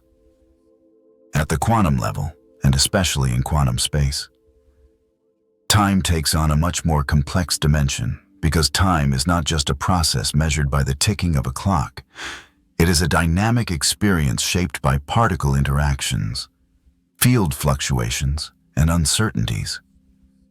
The question of how time works in space forces us to question the very definition of time. How can we tell if time passes when we assume that there is nothing in space? In fact, to determine whether a system evolves over time, we need to observe a change within it. However, if what we call space is constantly fluctuating at the quantum level, that is, if virtual particles are constantly forming and disappearing, then this means that there is a process, and therefore time is functioning. More strikingly, according to some quantum gravity theories, time is a derivative quantity that emerges together with space. That is, if the structure of the vacuum changes, time itself may exist in different forms or not at all. This leads us to the idea that time is not a fixed ground, but a dynamic property, especially at the Planck scale. Even the continuity of time disappears. There may be discontinuous transitions between moments. This is the basis of the concept of timelessness explored in quantum gravity theories. Some physicists argue that time did not actually exist in the first moments of the universe, but was merely a configuration of energy fields. In other words, time may be a structure that potentially emerged from quantum space. In conclusion, it would be misleading to say that time does not exist in space, but our classical understanding of time may not apply there. The existence of time is shaped by the structure of space. If there is a process even where there is nothing, then time is there, but perhaps in a form very different from what we know. In classical physics, space is truly empty. It is a plane at absolute zero, devoid of matter and energy, where not even light can pass. This definition of space is based on Newton's idea of absolute space, which is a fixed stage independent of its contents. However, quantum mechanics radically shakes this concept. According to quantum field theory, space is not a stage but a direct actor. It is a physical entity that exhibits behavior and interacts with matter. Quantum space is the minimum energy state of various fields. But even this state is not completely motionless. This is because Heisenberg's uncertainty principle states that fields can never be completely fixed at zero in terms of energy and time. This creates a ground where the vacuum constantly fluctuates and virtual particles appear and disappear instantaneously. It is this property that makes the quantum vacuum a completely different reality from the classical vacuum. While classical space is dead and passive, quantum space is a living, active, and interactive stage. This difference is not only evident in the microscopic world, but also on a cosmic scale. For example, in classical space, light waves simply pass through. In quantum space, even those waves interact, bend, and create effects such as vacuum polarization. Additionally, the quantum vacuum contains fields such as the Higgs field, which confers mass to particles. In this context, space is not merely empty. It is the medium where the fundamental constants of matter, energy, and physics are determined. Thus, there is not only a quantitative but also a qualitative difference between the classical and quantum vacuum. Quantum vacuum is not a place where something is missing. Rather, it is a sea of quantum possibilities where everything is possible. The fact that the energy of empty space is not zero is one of the most fundamental results of quantum mechanics. And this fact is a critical point that determines how the universe works at both the micro and macro levels. In classical physics, a system with no energy is considered to be zero. However, things are not that simple at the quantum level. This is because Heisenberg's uncertainty principle states that we cannot know both the energy of a field and its change over time with absolute certainty. This uncertainty makes it physically impossible to reach zero energy. This is why the energy of empty space is not exactly zero. This energy is called zero-point energy. And this energy is not just a theoretical concept. It is a physical phenomenon with directly measurable effects. For example, the Casimir effect confirms the existence of this energy. Two conductive plates attract each other even though there is nothing between them. This is explained by the fact that the space outside the plates contains more energy. Thus, the energy of the void is one of the most striking experimental proofs that the void is not nothing. Moreover, this energy, which is not zero, also affects universal constants. In quantum field theory, even the minimum energies of fields have profound effects on physical reality. Therefore, the energy of space becomes one of the fundamental building blocks, not only of particles, but also of time, space, and even the fate of the universe. In particular, the magnitude of the cosmological constant depends on this energy. This constant determines the expansion rate of the universe. Thus, the energy of space can directly influence all cosmic scale processes. The human mind naturally tends to think that nothing can come from nothing. But quantum physics overturns this intuitive assumption. Because what we call the quantum vacuum is not nothing in the true sense. It is a constantly fluctuating quantum field structure that carries the invisible seeds of matter and energy. In this field, virtual particles constantly appear and disappear. Normally, these particles are instantly annihilated to maintain energy balance. However, under extreme conditions, such as during the early universe at the moment of the Big Bang or near black holes, these temporary entities can become permanent. This transition from transience to permanence, the transformation of virtual particles into real particles, occurs through energy transfer. Energy can be converted into matter according to the equation E equals mc squared. Thus, sufficiently intense energy can create a particle-antiparticle pair. These pairs usually disappear immediately. But under certain conditions, if the balance is disrupted, one may become permanent. In the first seconds of the universe, these energy densities were so high that real matter could form from the quantum vacuum. The existence of the universe may have begun with this explosion of emptiness. This process can still be observed today in some cosmic events. For example, particles can emerge from fluctuations in the quantum vacuum near the event horizon of black holes. This mechanism explains the process known as Hawking radiation. As one particle falls into a black hole, another can escape, causing the black hole to lose mass. This means that even the most powerful dark entities in the universe can be destroyed by particles born from the quantum vacuum.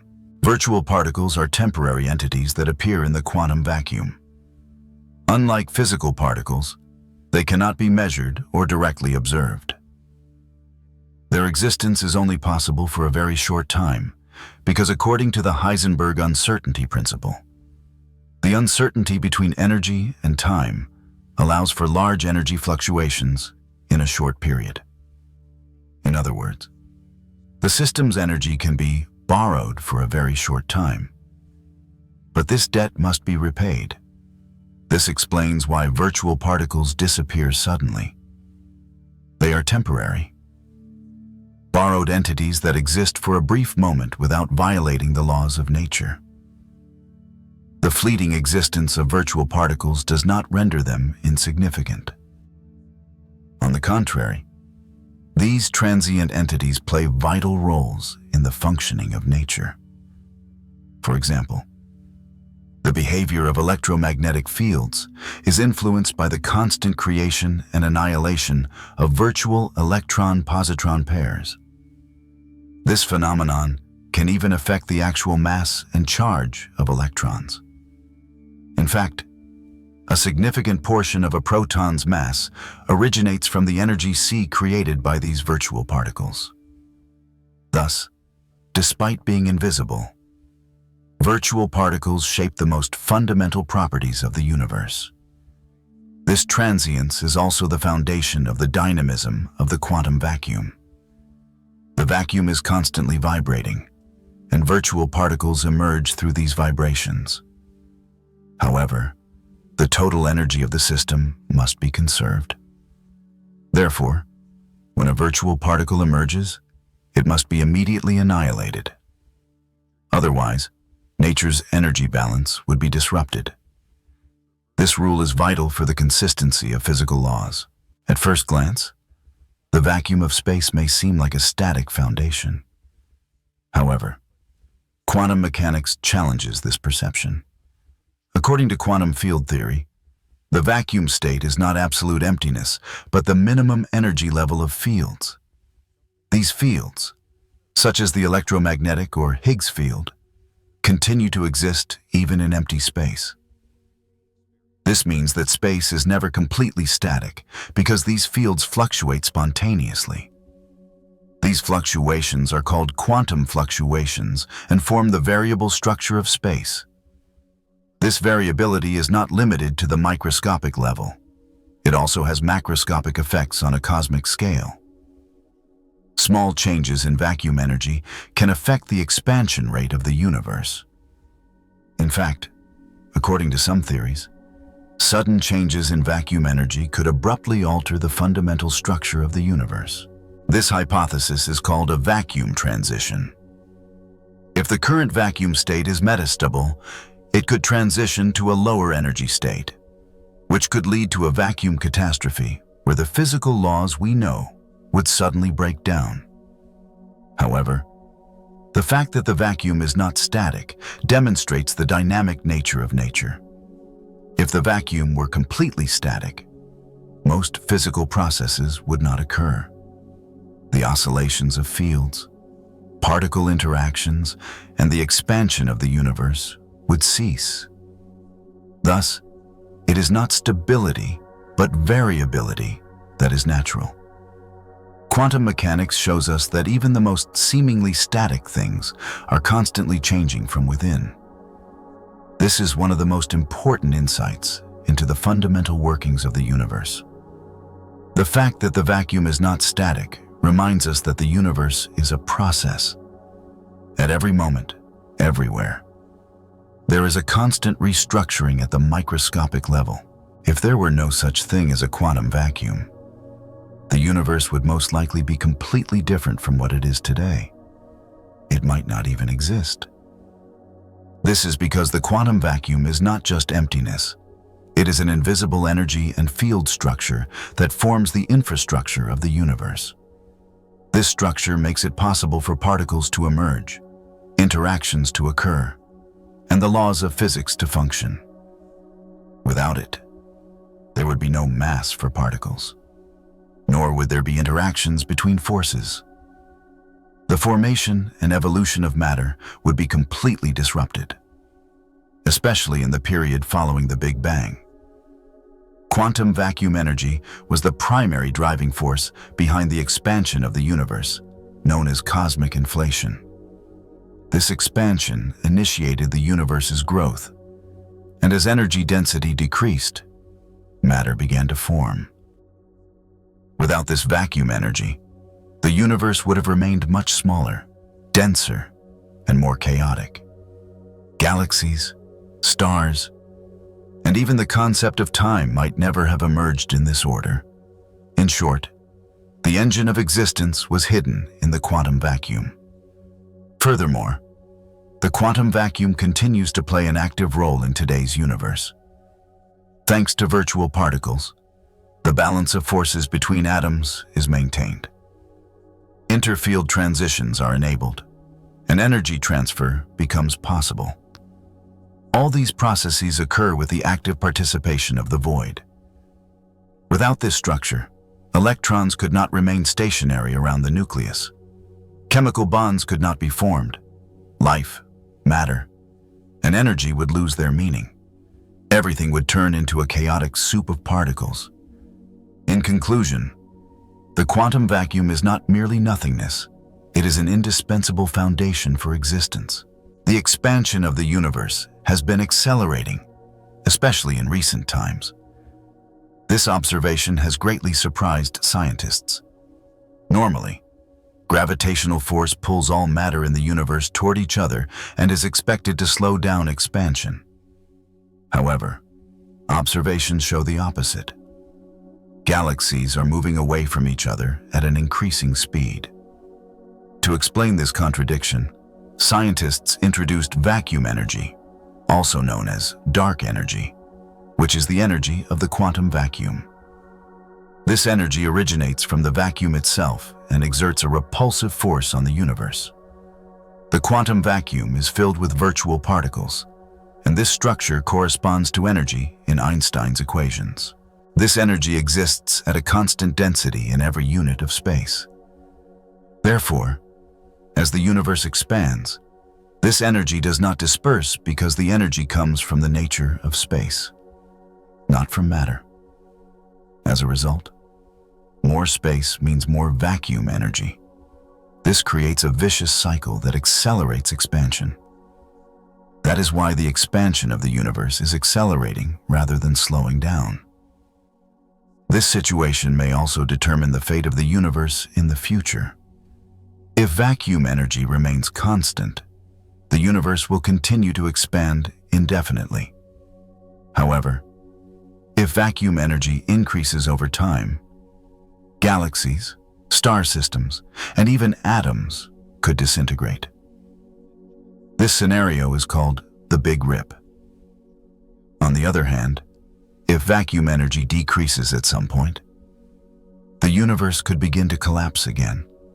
All these possibilities show how powerful a force the seemingly empty space actually is.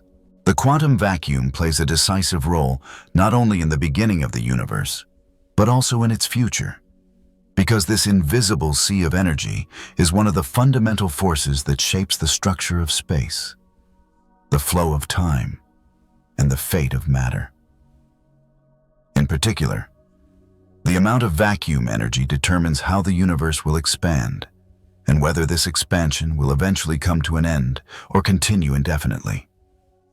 Therefore, to understand the fate of the universe, we must first understand the nature of the quantum vacuum. If vacuum energy remains constant, the universe gradually cools, expands, and eventually reaches a state known as heat death. At this point, stars fade, galaxies drift apart, and energy transfer ceases. No interactions remain in the universe. Absolute darkness and stillness prevail. However, this is not the quietest end. In a scenario where vacuum energy is unstable, the universe could suddenly transition to a lower energy vacuum state.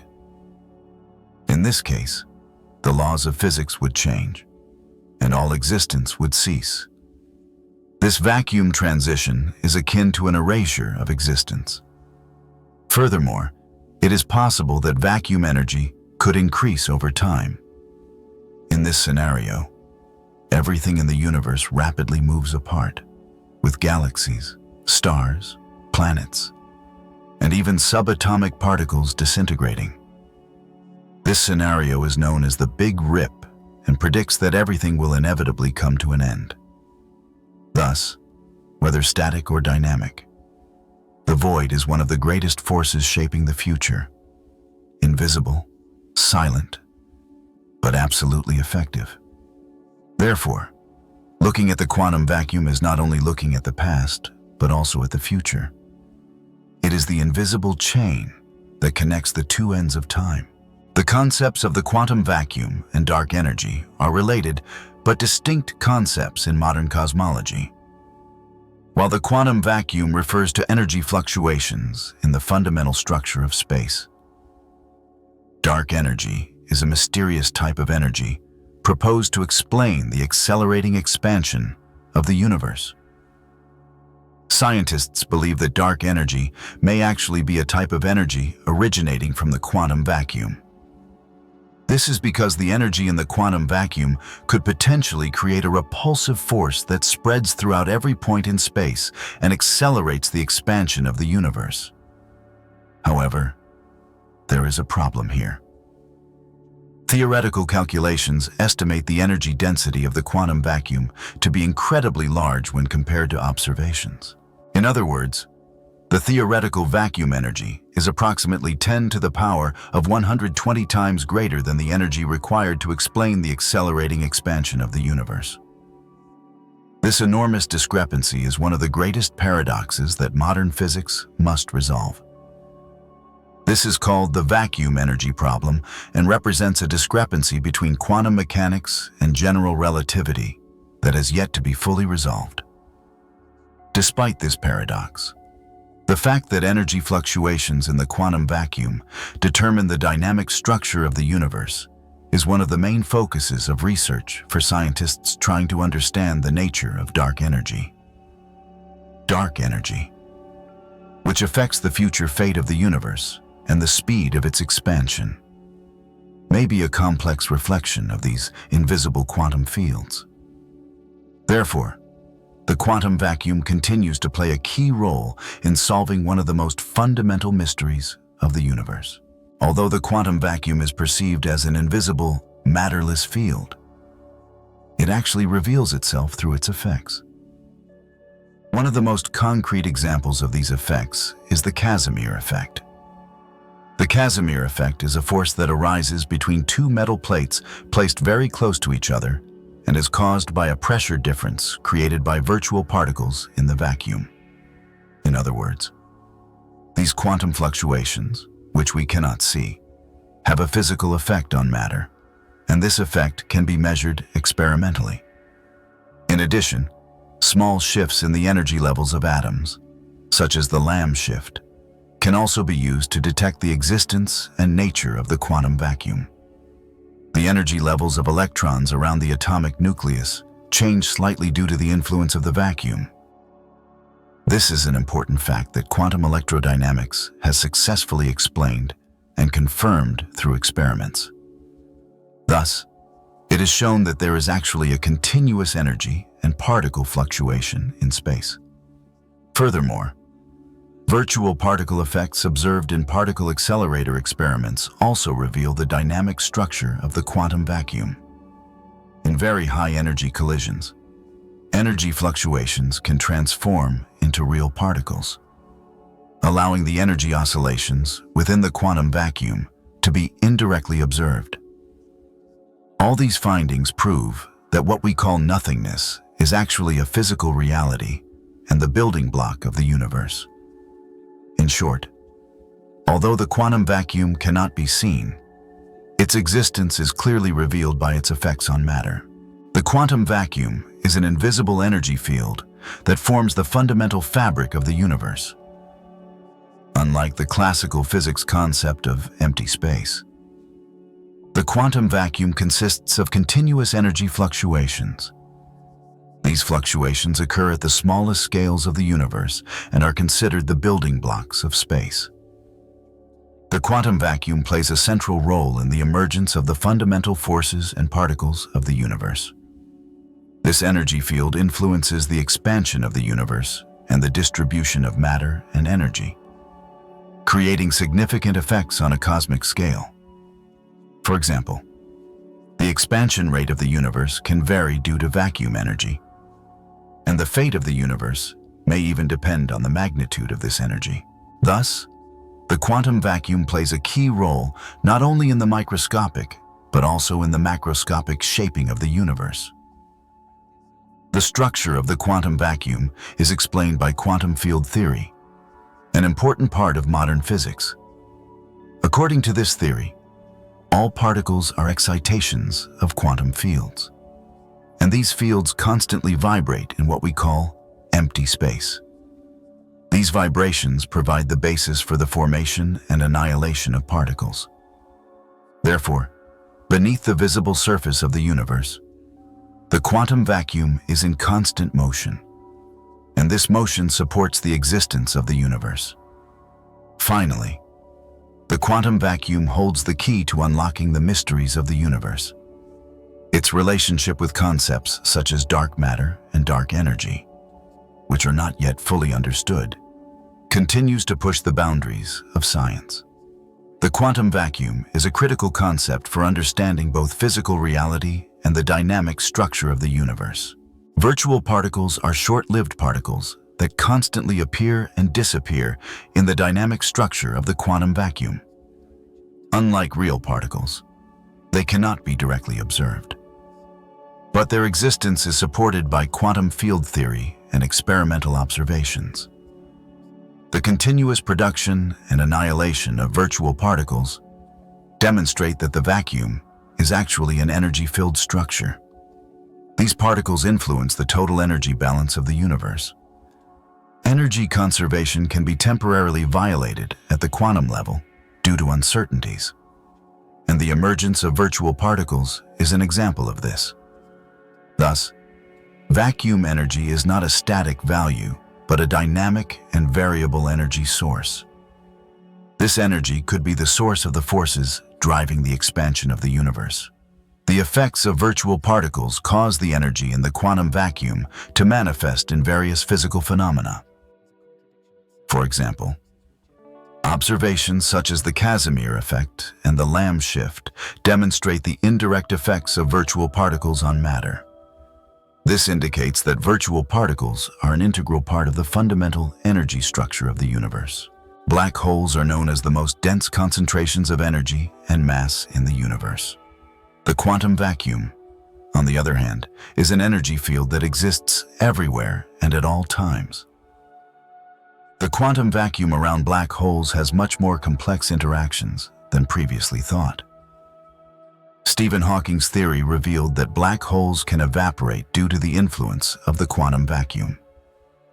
This process is known as Hawking radiation and explains how black holes lose energy and shrink over time. Near black holes, virtual particles form in pairs. Normally, these pairs annihilate each other within a short time. However, in the region near the event horizon of a black hole, one of the pair may fall into the black hole while the other escapes and carries energy out. This demonstrates that quantum vacuum fluctuations interact directly with black hole physics. This interaction provides clues about how classical gravity might merge with quantum mechanical rules. How energy and fluctuations in the quantum vacuum behave around black holes is one of the most important research areas in quantum gravity theory. This represents a critical step toward understanding the harmony of the fundamental forces of the universe. When we think of space as one of the fundamental building blocks of the universe, it is actually not empty at all. According to quantum field theory, space is not a complete void, as commonly believed, but an infinite source of energy, fields, and potential.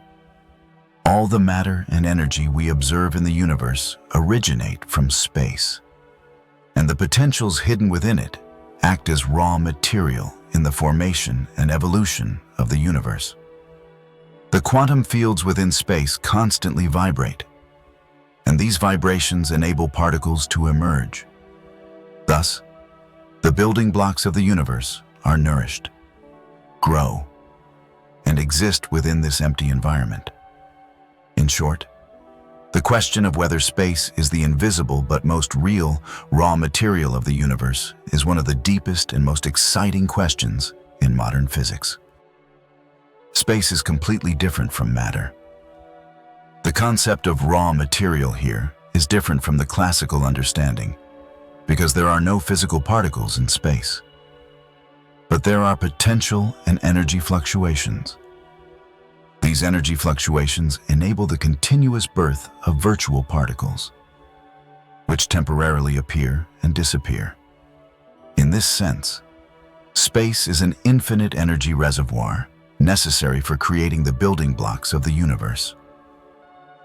This energy, which exists everywhere in the universe, determines the distribution of matter and energy in the universe.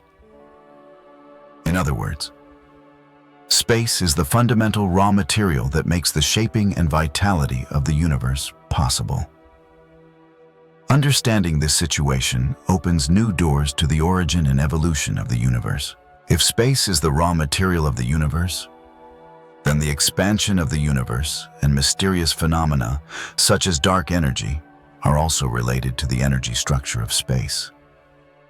The properties of the quantum vacuum can explain how the universe was shaped and why it looks the way it does. This invisible structure of space gives rise to the ever-changing dynamics of the universe, which play an important role in cosmological models. Viewing space as the raw material of the universe may be an important step in understanding the fundamental nature of existence. Ultimately, the question of whether space is actually nothing has become a thought that is now being questioned not only by physicists, but even by metaphysicians. Can't space be seen as a completely empty and energy-free area? Quantum theory shows us that this is not the case. In space, the constant vibration of quantum fields reveals that energy never disappears and is always in a state of fluctuation.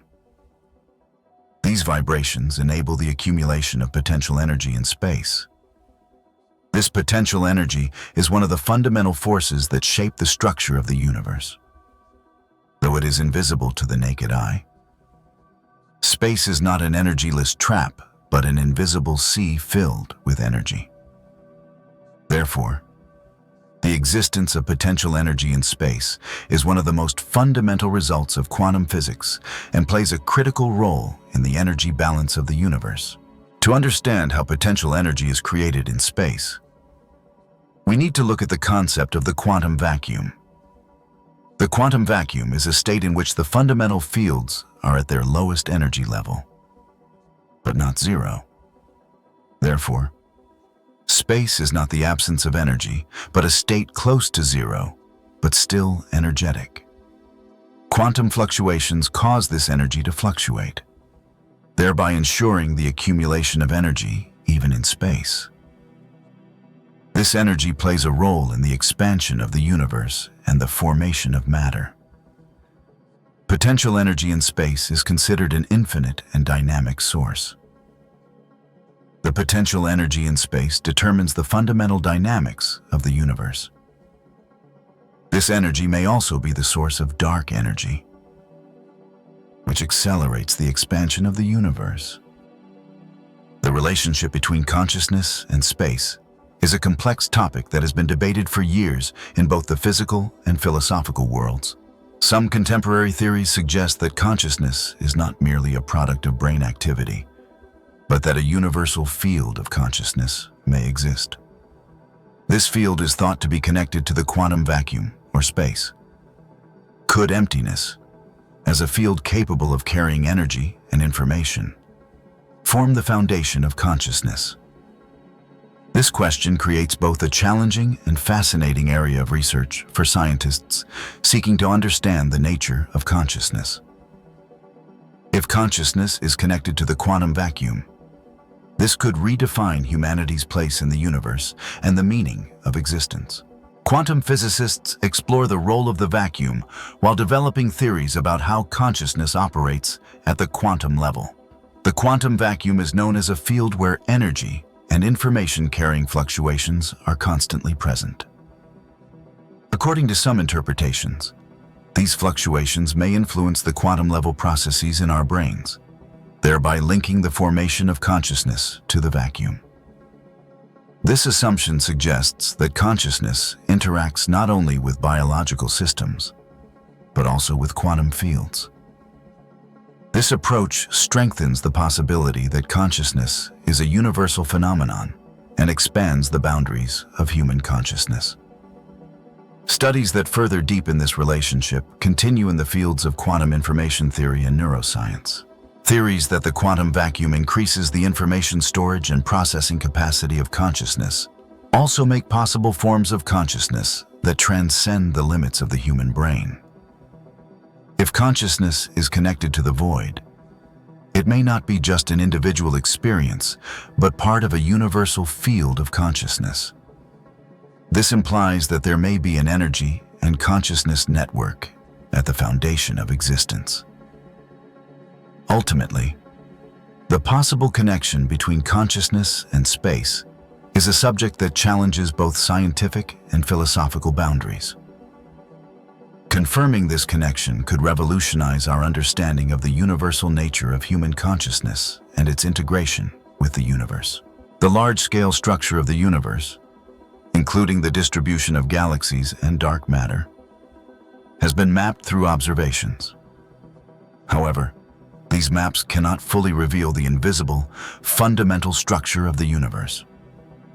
Could space be an invisible yet fundamental network that determines the fabric of the universe? The complex structure and energy of the quantum vacuum control the fundamental dynamics of the universe. And thus, space could function as an invisible map of the universe. This invisible structure could serve as a guide, determining how matter in the universe is distributed and moves. Does space, as the invisible map at the core of the universe, reveal the true architecture of the universe? This invisible map is a complex fabric woven by quantum fields and energy. The structure of this fabric influences the clustering patterns of galaxies and dark matter. Quantum vacuum fluctuations are one of the most fundamental elements determining the expansion and structural development of the universe. Therefore, space is an invisible network forming the skeleton of the universe. To understand the large-scale structure of the universe, it is necessary to decipher this mysterious map of space. This structure forms the big picture that determines the fate of the universe. The idea that space is the map of the universe opens up new areas of research in modern cosmology.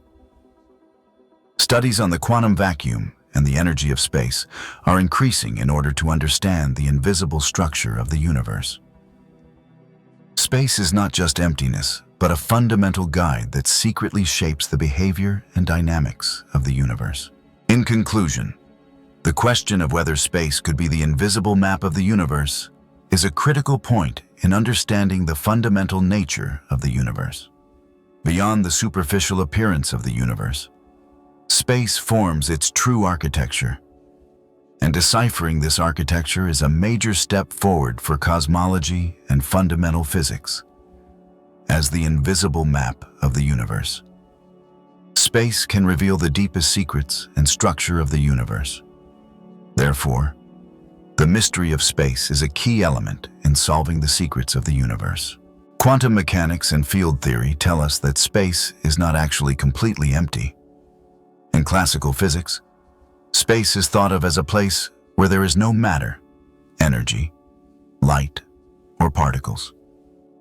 However, quantum fields are in a constant state of vibration, and these vibrations show that energy never stops.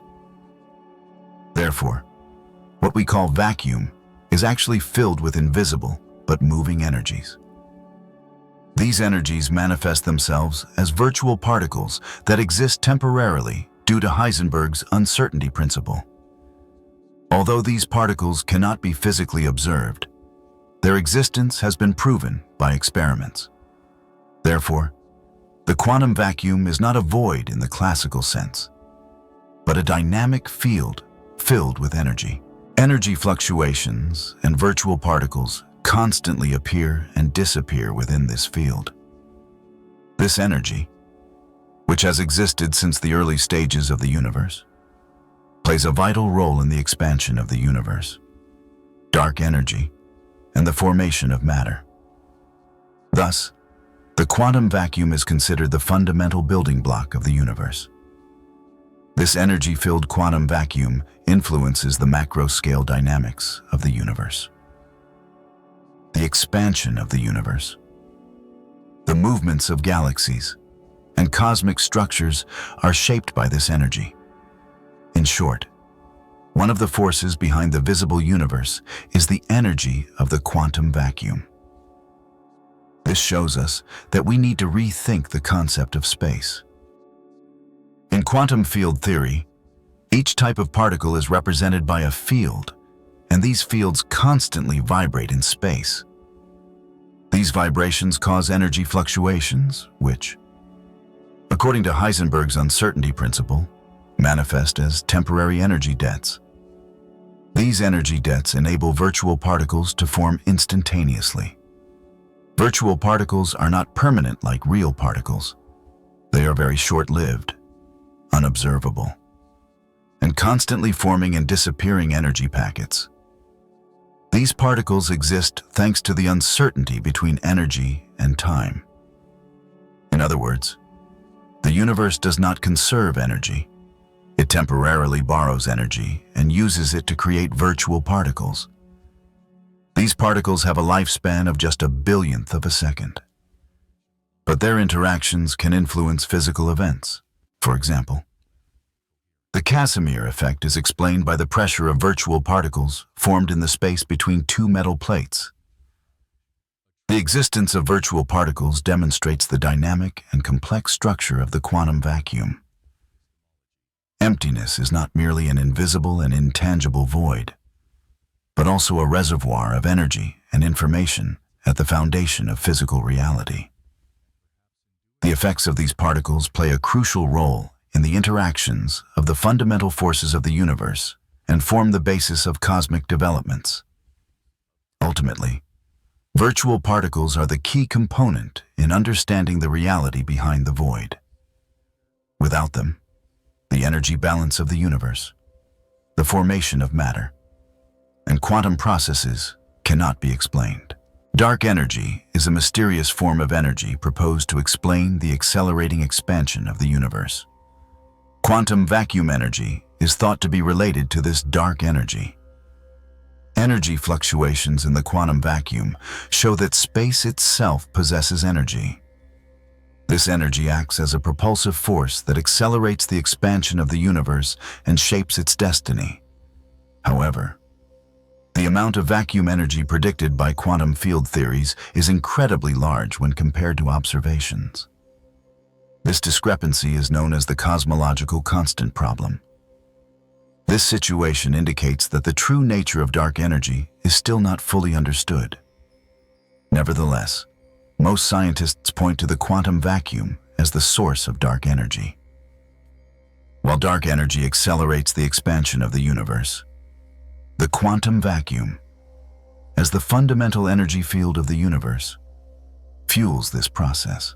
This relationship is one of the most striking examples of how the macro-scale behavior of the universe is connected to micro-scale events in the quantum world. Energy fluctuations within the quantum vacuum are extremely important for the formation and evolution of the universe. These fluctuations cause the irregular distribution of matter and energy in the universe. After the Big Bang, these irregularities laid the foundation for the cosmic structure and paved the way for the formation of galaxies, stars, and planets. Energy fluctuations may also be the source of dark energy, which affects the expansion rate of the universe. The dynamic energy of the vacuum shapes the fabric of space and accelerates the expansion of the universe over time. Thus, this dynamic energy in the void directly influences the macro structure and destiny of the universe. At the same time, these fluctuations trigger particle formation at the micro level. Virtual particles emerge thanks to energy fluctuations in space. And this process ensures the existence of the fundamental particles of the universe. When we look at the moment of the universe's birth, the Big Bang, it appears that one of the most fundamental factors at the beginning was the energy fluctuations in the quantum vacuum. These fluctuations indicate the existence of energy levels that are never completely stable and stationary, even at infinitely small scales. It is these microscopic vibrations and fluctuations that form the core of the universe's large-scale structural elements. Initially, all matter and energy were distributed uniformly. But these energy fluctuations created tiny dips and peaks in the fabric of the universe. These building blocks grew over time through gravitational attraction, eventually forming stars, galaxies, and even galaxy clusters. Without these quantum fluctuations, the universe might never have achieved any structural diversity, remaining a completely flat and featureless sea of energy. More importantly, these energy fluctuations not only determine the structure of the universe, but also influence the very shape of time and space itself. The fabric of space-time stretches, bends, and expands with these energy changes within the quantum vacuum. Thus, the expansion dynamics and geometric structure of the universe are directly influenced by these microscopic movements. These small energy fluctuations are actually the spark that ignites cosmic scale events. From another perspective, these quantum vacuum fluctuations shed light on the deepest mystery of the universe. Why do we exist? Because the existence of this energy makes the universe's existence from nothing and the emergence of complex structures possible. Virtual particles are one of the most mysterious and fascinating phenomena of quantum mechanics. They are temporary bursts of energy that exist for a brief moment, shaping the energy structure of the vacuum. Yet they do not behave like real particles in the physical sense. The constant creation and annihilation of virtual particles provide a constant motion and vitality in the fundamental structure of the universe. This is far beyond our classical understanding, as the seemingly empty vacuum is actually a dynamic, living, and ever-changing environment. The existence of these particles influences many physical phenomena, from the stability of atoms to the interactions of quantum fields. For example, the transmission of electromagnetic forces that keep electrons bound to the nucleus is made possible by the existence of virtual particles. Without virtual particles, the bosons that carry the fundamental forces would lose their function, and thus atoms, and therefore matter, could not exist. Additionally, the effects of virtual particles have been directly observed in experiments such as the Casimir effect. The attractive force that arises between two very close metal plates due to a decrease in vacuum energy is created by virtual particles altering the density of the vacuum, thereby generating a physical force. This demonstrates that quantum field theory and the vacuum are not merely mathematical abstractions, but have real physical effects. Therefore, virtual particles are the invisible architects of physical reality, thanks to their constant and mysterious movement. The universe is more than just empty space. It is alive, dynamic, and in a state of constant change. When the expansion of the universe was discovered to be accelerating, particularly in the last decade, scientists began discussing a new form of energy known as dark energy. Dark energy is a mysterious force present in the fabric of space that drives the universe's rapid expansion. Energy in the quantum vacuum is one of the strongest candidates for dark energy. Vacuum energy creates a type of negative pressure that exists in space itself and determines the dynamics of the universe. This energy accelerates the expansion of the universe. That is, as space expands, vacuum energy causes the universe to expand even faster. Thus, empty space is not just a place that contains no matter or light, but also an active agent that determines the fate of the universe.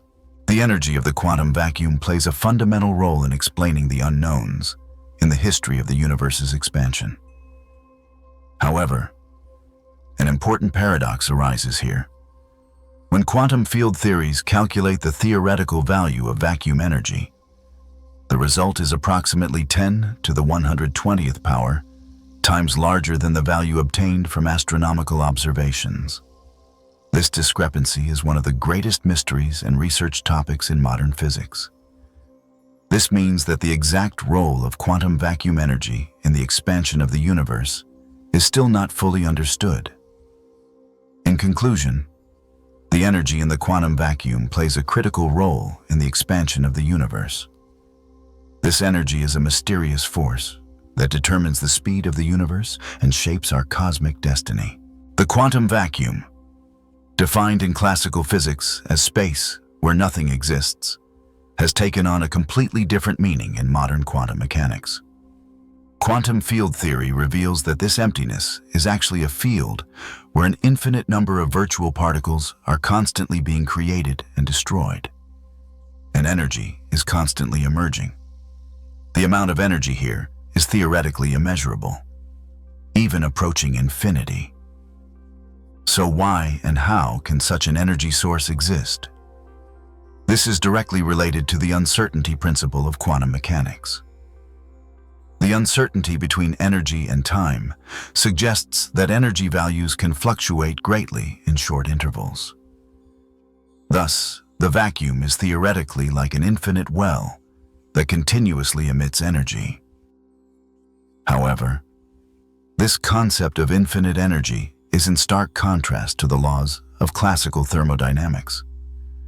According to the law of conservation of energy, it is impossible to produce infinite energy. This situation seriously challenges the conservation of energy, one of the cornerstones of modern physics. From another perspective, the possibility of infinite quantum vacuum energy calls into question the mechanism of the universe. If such infinite energy truly exists, why doesn't the universe suddenly disappear? Why is there a constant balance between energy limits? These questions have driven scientists to develop new theories at the intersection of quantum field theory, gravity, and cosmology. Perhaps the answers to these questions lie in quantum gravity theories, often referred to as the theory of everything. The fundamental forces of the universe, gravity, electromagnetism, and the strong and weak nuclear forces are complex systems that have been in balance since the beginning of the universe. It is believed that the energy and fluctuations of the quantum vacuum play a critical role in the formation of these forces. The quantum vacuum is essentially a vast sea of energy in which the fundamental force-carrying particles exist and interact. The energy fluctuations within this sea led to the differentiation of forces in the early universe. Initially, the four fundamental forces were unified into a single force. But the energetic structures and vibrations within the quantum vacuum triggered their separation. Even the slightest change in energy affected the distribution of matter and energy in the universe, determining the nature and intensity of the forces. Thus, the energy of the vacuum played a central role in shaping the fundamental laws of physics. For example, the Higgs field interacts with the quantum vacuum and enables particles to acquire mass. This demonstrates that the vacuum is not merely empty space. It is a complex and dynamic environment where matter and forces are interconnected. Energy fluctuations shape the properties and interaction patterns of particles, thereby forming the current structure of the universe. In conclusion, the energy and fluctuations of the quantum vacuum are an indispensable factor in the emergence of the fundamental forces of the universe and matter.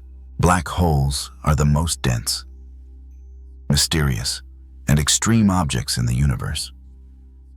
Observations and theoretical studies reveal that the properties of the quantum vacuum have a direct effect on the formation and evolution of black holes. The quantum vacuum surrounding black holes is an environment where events that transcend classical physics occur. First, quantum processes known as Hawking radiation cause black holes to slowly evaporate. In this process, virtual particle pairs form in the strong gravitational field of the black hole. And as one of them falls into the black hole, the other escapes, emitting energy. This leads to black holes losing energy over a long period of time before completely disappearing. The presence of quantum vacuum energy and virtual particles directly determines the life cycle of black holes. In addition, The dynamics of the quantum vacuum around black holes create complex effects on the curvature of space-time and the event horizon at the edge of black holes. This situation allows black holes to be understood as a bridge between quantum mechanics and general relativity. This field is one of the most critical research topics in modern physics, and a full understanding of the role played by vacuum energy here would mean rewriting the fundamental laws of the universe. In conclusion, the quantum vacuum is a fundamental determinant not only in the formation of black holes, but also in their evolution, radiation emission, and ultimately, their demise. The expansion of the universe is one of the most mysterious and exciting topics in modern cosmology. The quantum vacuum creates an energy density through virtual particles that constantly appear and disappear in empty space. This energy density can alter the structure of the space-time fabric, thereby changing the rate of the universe's expansion. In particular, the mysterious force known as dark energy may be a macroscopic manifestation of quantum vacuum energy. Energy fluctuations in the quantum vacuum may have triggered the inflation process that occurred in the early stages of the universe. During this process, the universe expanded at an incredible speed in a fraction of a billionth of a second. This rapid expansion determined the current distribution of fundamental particles and forces. Thus, the energy properties of the vacuum directly shaped both the structure and dynamics of the universe. The current increase in the expansion rate of the universe, i.e., accelerated expansion, may indicate that quantum vacuum energy is constantly acting as a propulsive force in space. This energy raises questions about how the universe will evolve in the future, whether it will be infinite or come to a halt one day. Once the nature and effects of quantum vacuum energy are understood, all assumptions about the fate of the universe may need to be rewritten. In the first moments of the universe, matter and antimatter were created in almost equal amounts. But today, matter is much more abundant. Quantum vacuum energy fluctuations may be one of the mysterious reasons behind this imbalance. The rapid creation and destruction of virtual particles and antiparticles may have influenced the matter-antimatter separation in this early process, resulting in the excess of matter observed in the universe. The quantum vacuum directly affects the mass, decay, and stability of particles.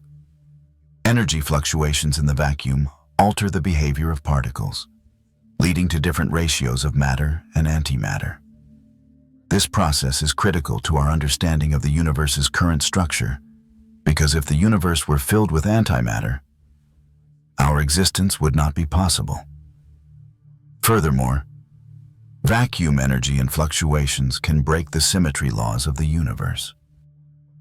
This symmetry breaking is known as CP violation in physics, and is considered one of the fundamental causes of the matter-antimatter asymmetry. Energy changes in the quantum vacuum can pave the way for such violations to occur. Cosmic microwave background radiation is radiation from approximately 380,000 years after the Big Bang, and is one of the most important clues about the early history of the universe. The quantum vacuum plays an indirect but critical role in the formation and evolution of this radiation. Energy fluctuations in the vacuum caused small irregularities in the distribution of matter in the early universe. And these irregularities formed the basis for the temperature differences observed in the cosmic microwave background. These small irregularities provided the foundation for the formation of galaxies and other cosmic structures. The effect of quantum vacuum energy helps us understand how the large-scale structure of the universe took shape. Additionally, the role of vacuum energy in the expansion of the universe is reflected in the observed properties of the microwave background radiation. Another important point is the complex connection between the anisotropies observed in the cosmic microwave background and the quantum vacuum. This connection is a direct indication of the macroscopic effects of quantum fluctuations at the beginning of the universe. Thus, The mysterious structure of the vacuum creates the first light of the universe and its current cosmic map. Ultimately, the relationship between the quantum vacuum and the cosmic microwave background radiation provides deep insights into the structure and dynamics of the universe, spanning a timeline from its beginning to the present day. The mystery of quantum vacuum energy holds tremendous potential, not only for theoretical physics, but also for technological developments. The controlled use of this energy field has the potential to be an unlimited and clean energy source for humanity. In the future, it may be possible to solve the energy crisis, facilitate space travel, and usher in a new technological age by harnessing quantum vacuum energy. In addition, quantum vacuum manipulation could enable the development of next-generation computing technologies, ultra-precise sensors, and communication tools. A deep understanding of this energy and the fields that form the foundation of quantum computers could exponentially increase our computing capacity and offer data processing capabilities at speeds unimaginable today. Furthermore, groundbreaking technologies such as gravity manipulation could emerge through the control of vacuum energy. This could enable the bending of the space-time fabric, making concepts from science fiction films, such as traveling at speeds close to the speed of light, time travel, or interdimensional travel, a reality. Furthermore, direct control over quantum vacuum energy could initiate one of the greatest technological leaps in human history. The concept of an infinite energy source could transition from mere fantasy to a tangible physical principle. Engines, devices, and even buildings powered by this energy could offer efficiency and sustainability far surpassing current energy systems. As humanity's dependence on energy is redefined, global economies and social structures could undergo fundamental changes. Quantum vacuum energy offers a promising gateway to completely eliminate fossil fuels, protect the environment, and restore our planet's ecological balance. The energy and fields offered by the quantum vacuum could form the basis for next-generation computing technologies. Quantum computers offer processing power and speed far beyond that of classical computers. And through the manipulation of the quantum vacuum, our information processing capabilities could increase exponentially. This technology could accelerate the development of artificial intelligence, open new horizons in solving complex problems, and revolutionize scientific discovery. These quantum-based systems, which go way beyond the limits of today's supercomputers, will empower humanity in data analysis, simulation, and modeling. The energy of the quantum vacuum can also affect gravity and the structure of space-time. In the long run, this could open the door to technologies that let us travel at speeds close to the speed of light. Space travel could enable us to explore the solar system and beyond at speeds unimaginable today. The realization of science fiction themes, such as time travel or portals to different dimensions, could completely transform humanity's relationship with the universe. This would mark the beginning of a new era, not only technologically, but also philosophically and existentially. Future applications of the quantum vacuum could go beyond energy production to revolutionize fields such as healthcare, communication, and materials science. For example, super-sensitive sensors and imaging techniques could utilize fluctuations in the quantum vacuum to enable the early detection of diseases. In communication technologies, the manipulation of quantum vacuum fields could herald a completely new era in terms of security and speed. In material science, quantum vacuum effects could enable the development of new generations of supermaterials by providing control at the atomic level. Furthermore, controlling quantum vacuum fields could bring extraordinary technologies such as gravity manipulation to life. With the bending of the space-time fabric, concepts such as time travel and interdimensional travel which are currently only theoretical, could become scientific reality.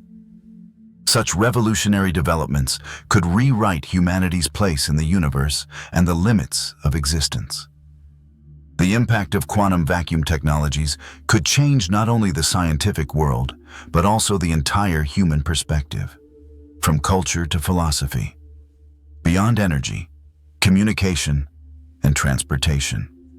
Quantum vacuum manipulation could enable a new form of existence.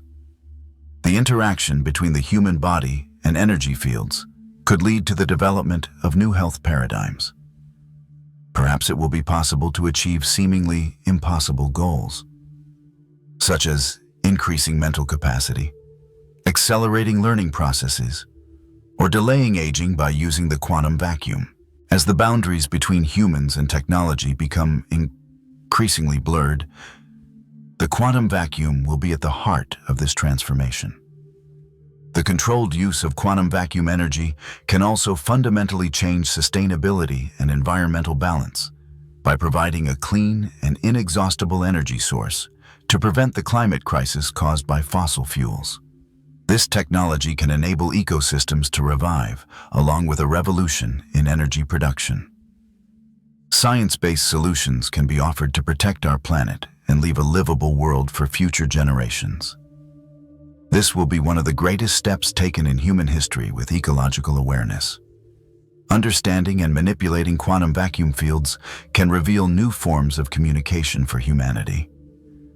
Thanks to quantum entanglement, instant and secure communication may become possible. This could lead to the complete renewal of global information networks, ensuring universal and unrestricted access to information with new communication technologies. As the boundaries of the information age dissolve, the development of societies and global cooperation could accelerate. The quantum vacuum could become an invisible bridge connecting humanity more closely together in the deepest void of the universe, invisible to the eye, intangible, yet enveloping every particle of our existence. The quantum vacuum is like an infinite melody beating at the heart of existence. It is a unique stage where energy, waves, and particles dance between existence and nothingness. This stage does not merely shape our physical realities or limit our scientific understanding. It transcends time and space, pushing the boundaries of human comprehension, surpassing our dreams and assumptions, and drawing us into the infinite embrace of the unknown. The quantum vacuum is not a simple void. It is a grand narrative that weaves the fabric of the universe, the building blocks of our existence, the mysterious web of life and death, creation and destruction, like a library. It opens the doors to another universe on every shelf, carries the light of the unknown on every page, and opens the doors to infinity with every word.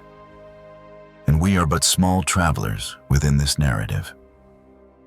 As our eyes gaze upon the glittering stars and our hearts wander through the depths of the unknown, we take steps toward new realities beyond the limits of our perception. As the mystery of the quantum vacuum is unraveled, we will find ourselves in the unknown song of the universe, feel the invisible rhythm swaying at the farthest points of existence, and lose ourselves in time only to be reborn. Infinity is not an end. It is an endless cycle of beginnings and discoveries. Within this cycle, the meaning of our existence will be rewritten, and our thoughts, dancing with the unknown, will set sail for new horizons. And thus, in the vast, deep, and enchanting mechanics of the quantum vacuum, we will not merely be spectators, but also writers of the story of infinity within the universe. Part of an endless fairy tale traveling between light and shadow. This fairy tale will continue forever, with every new discovery, every new question, and every new answer. It will recreate itself, grow, and continue to exist. That is precisely why the quantum vacuum is not just a physical phenomenon. It is a way of life, a way of thinking, the deepest and most fascinating connection between humans and the universe. Your eyes may tire, your mind may expand. You may forget the flow of time because here, every word, every sentence opens the door to a journey lost in infinity. And as you pass through that door, you will discover not only the universe, but also yourself in infinity, in the infinity of existence. Reality is stranger than we imagine. Science is the most powerful tool we have to understand that strangeness.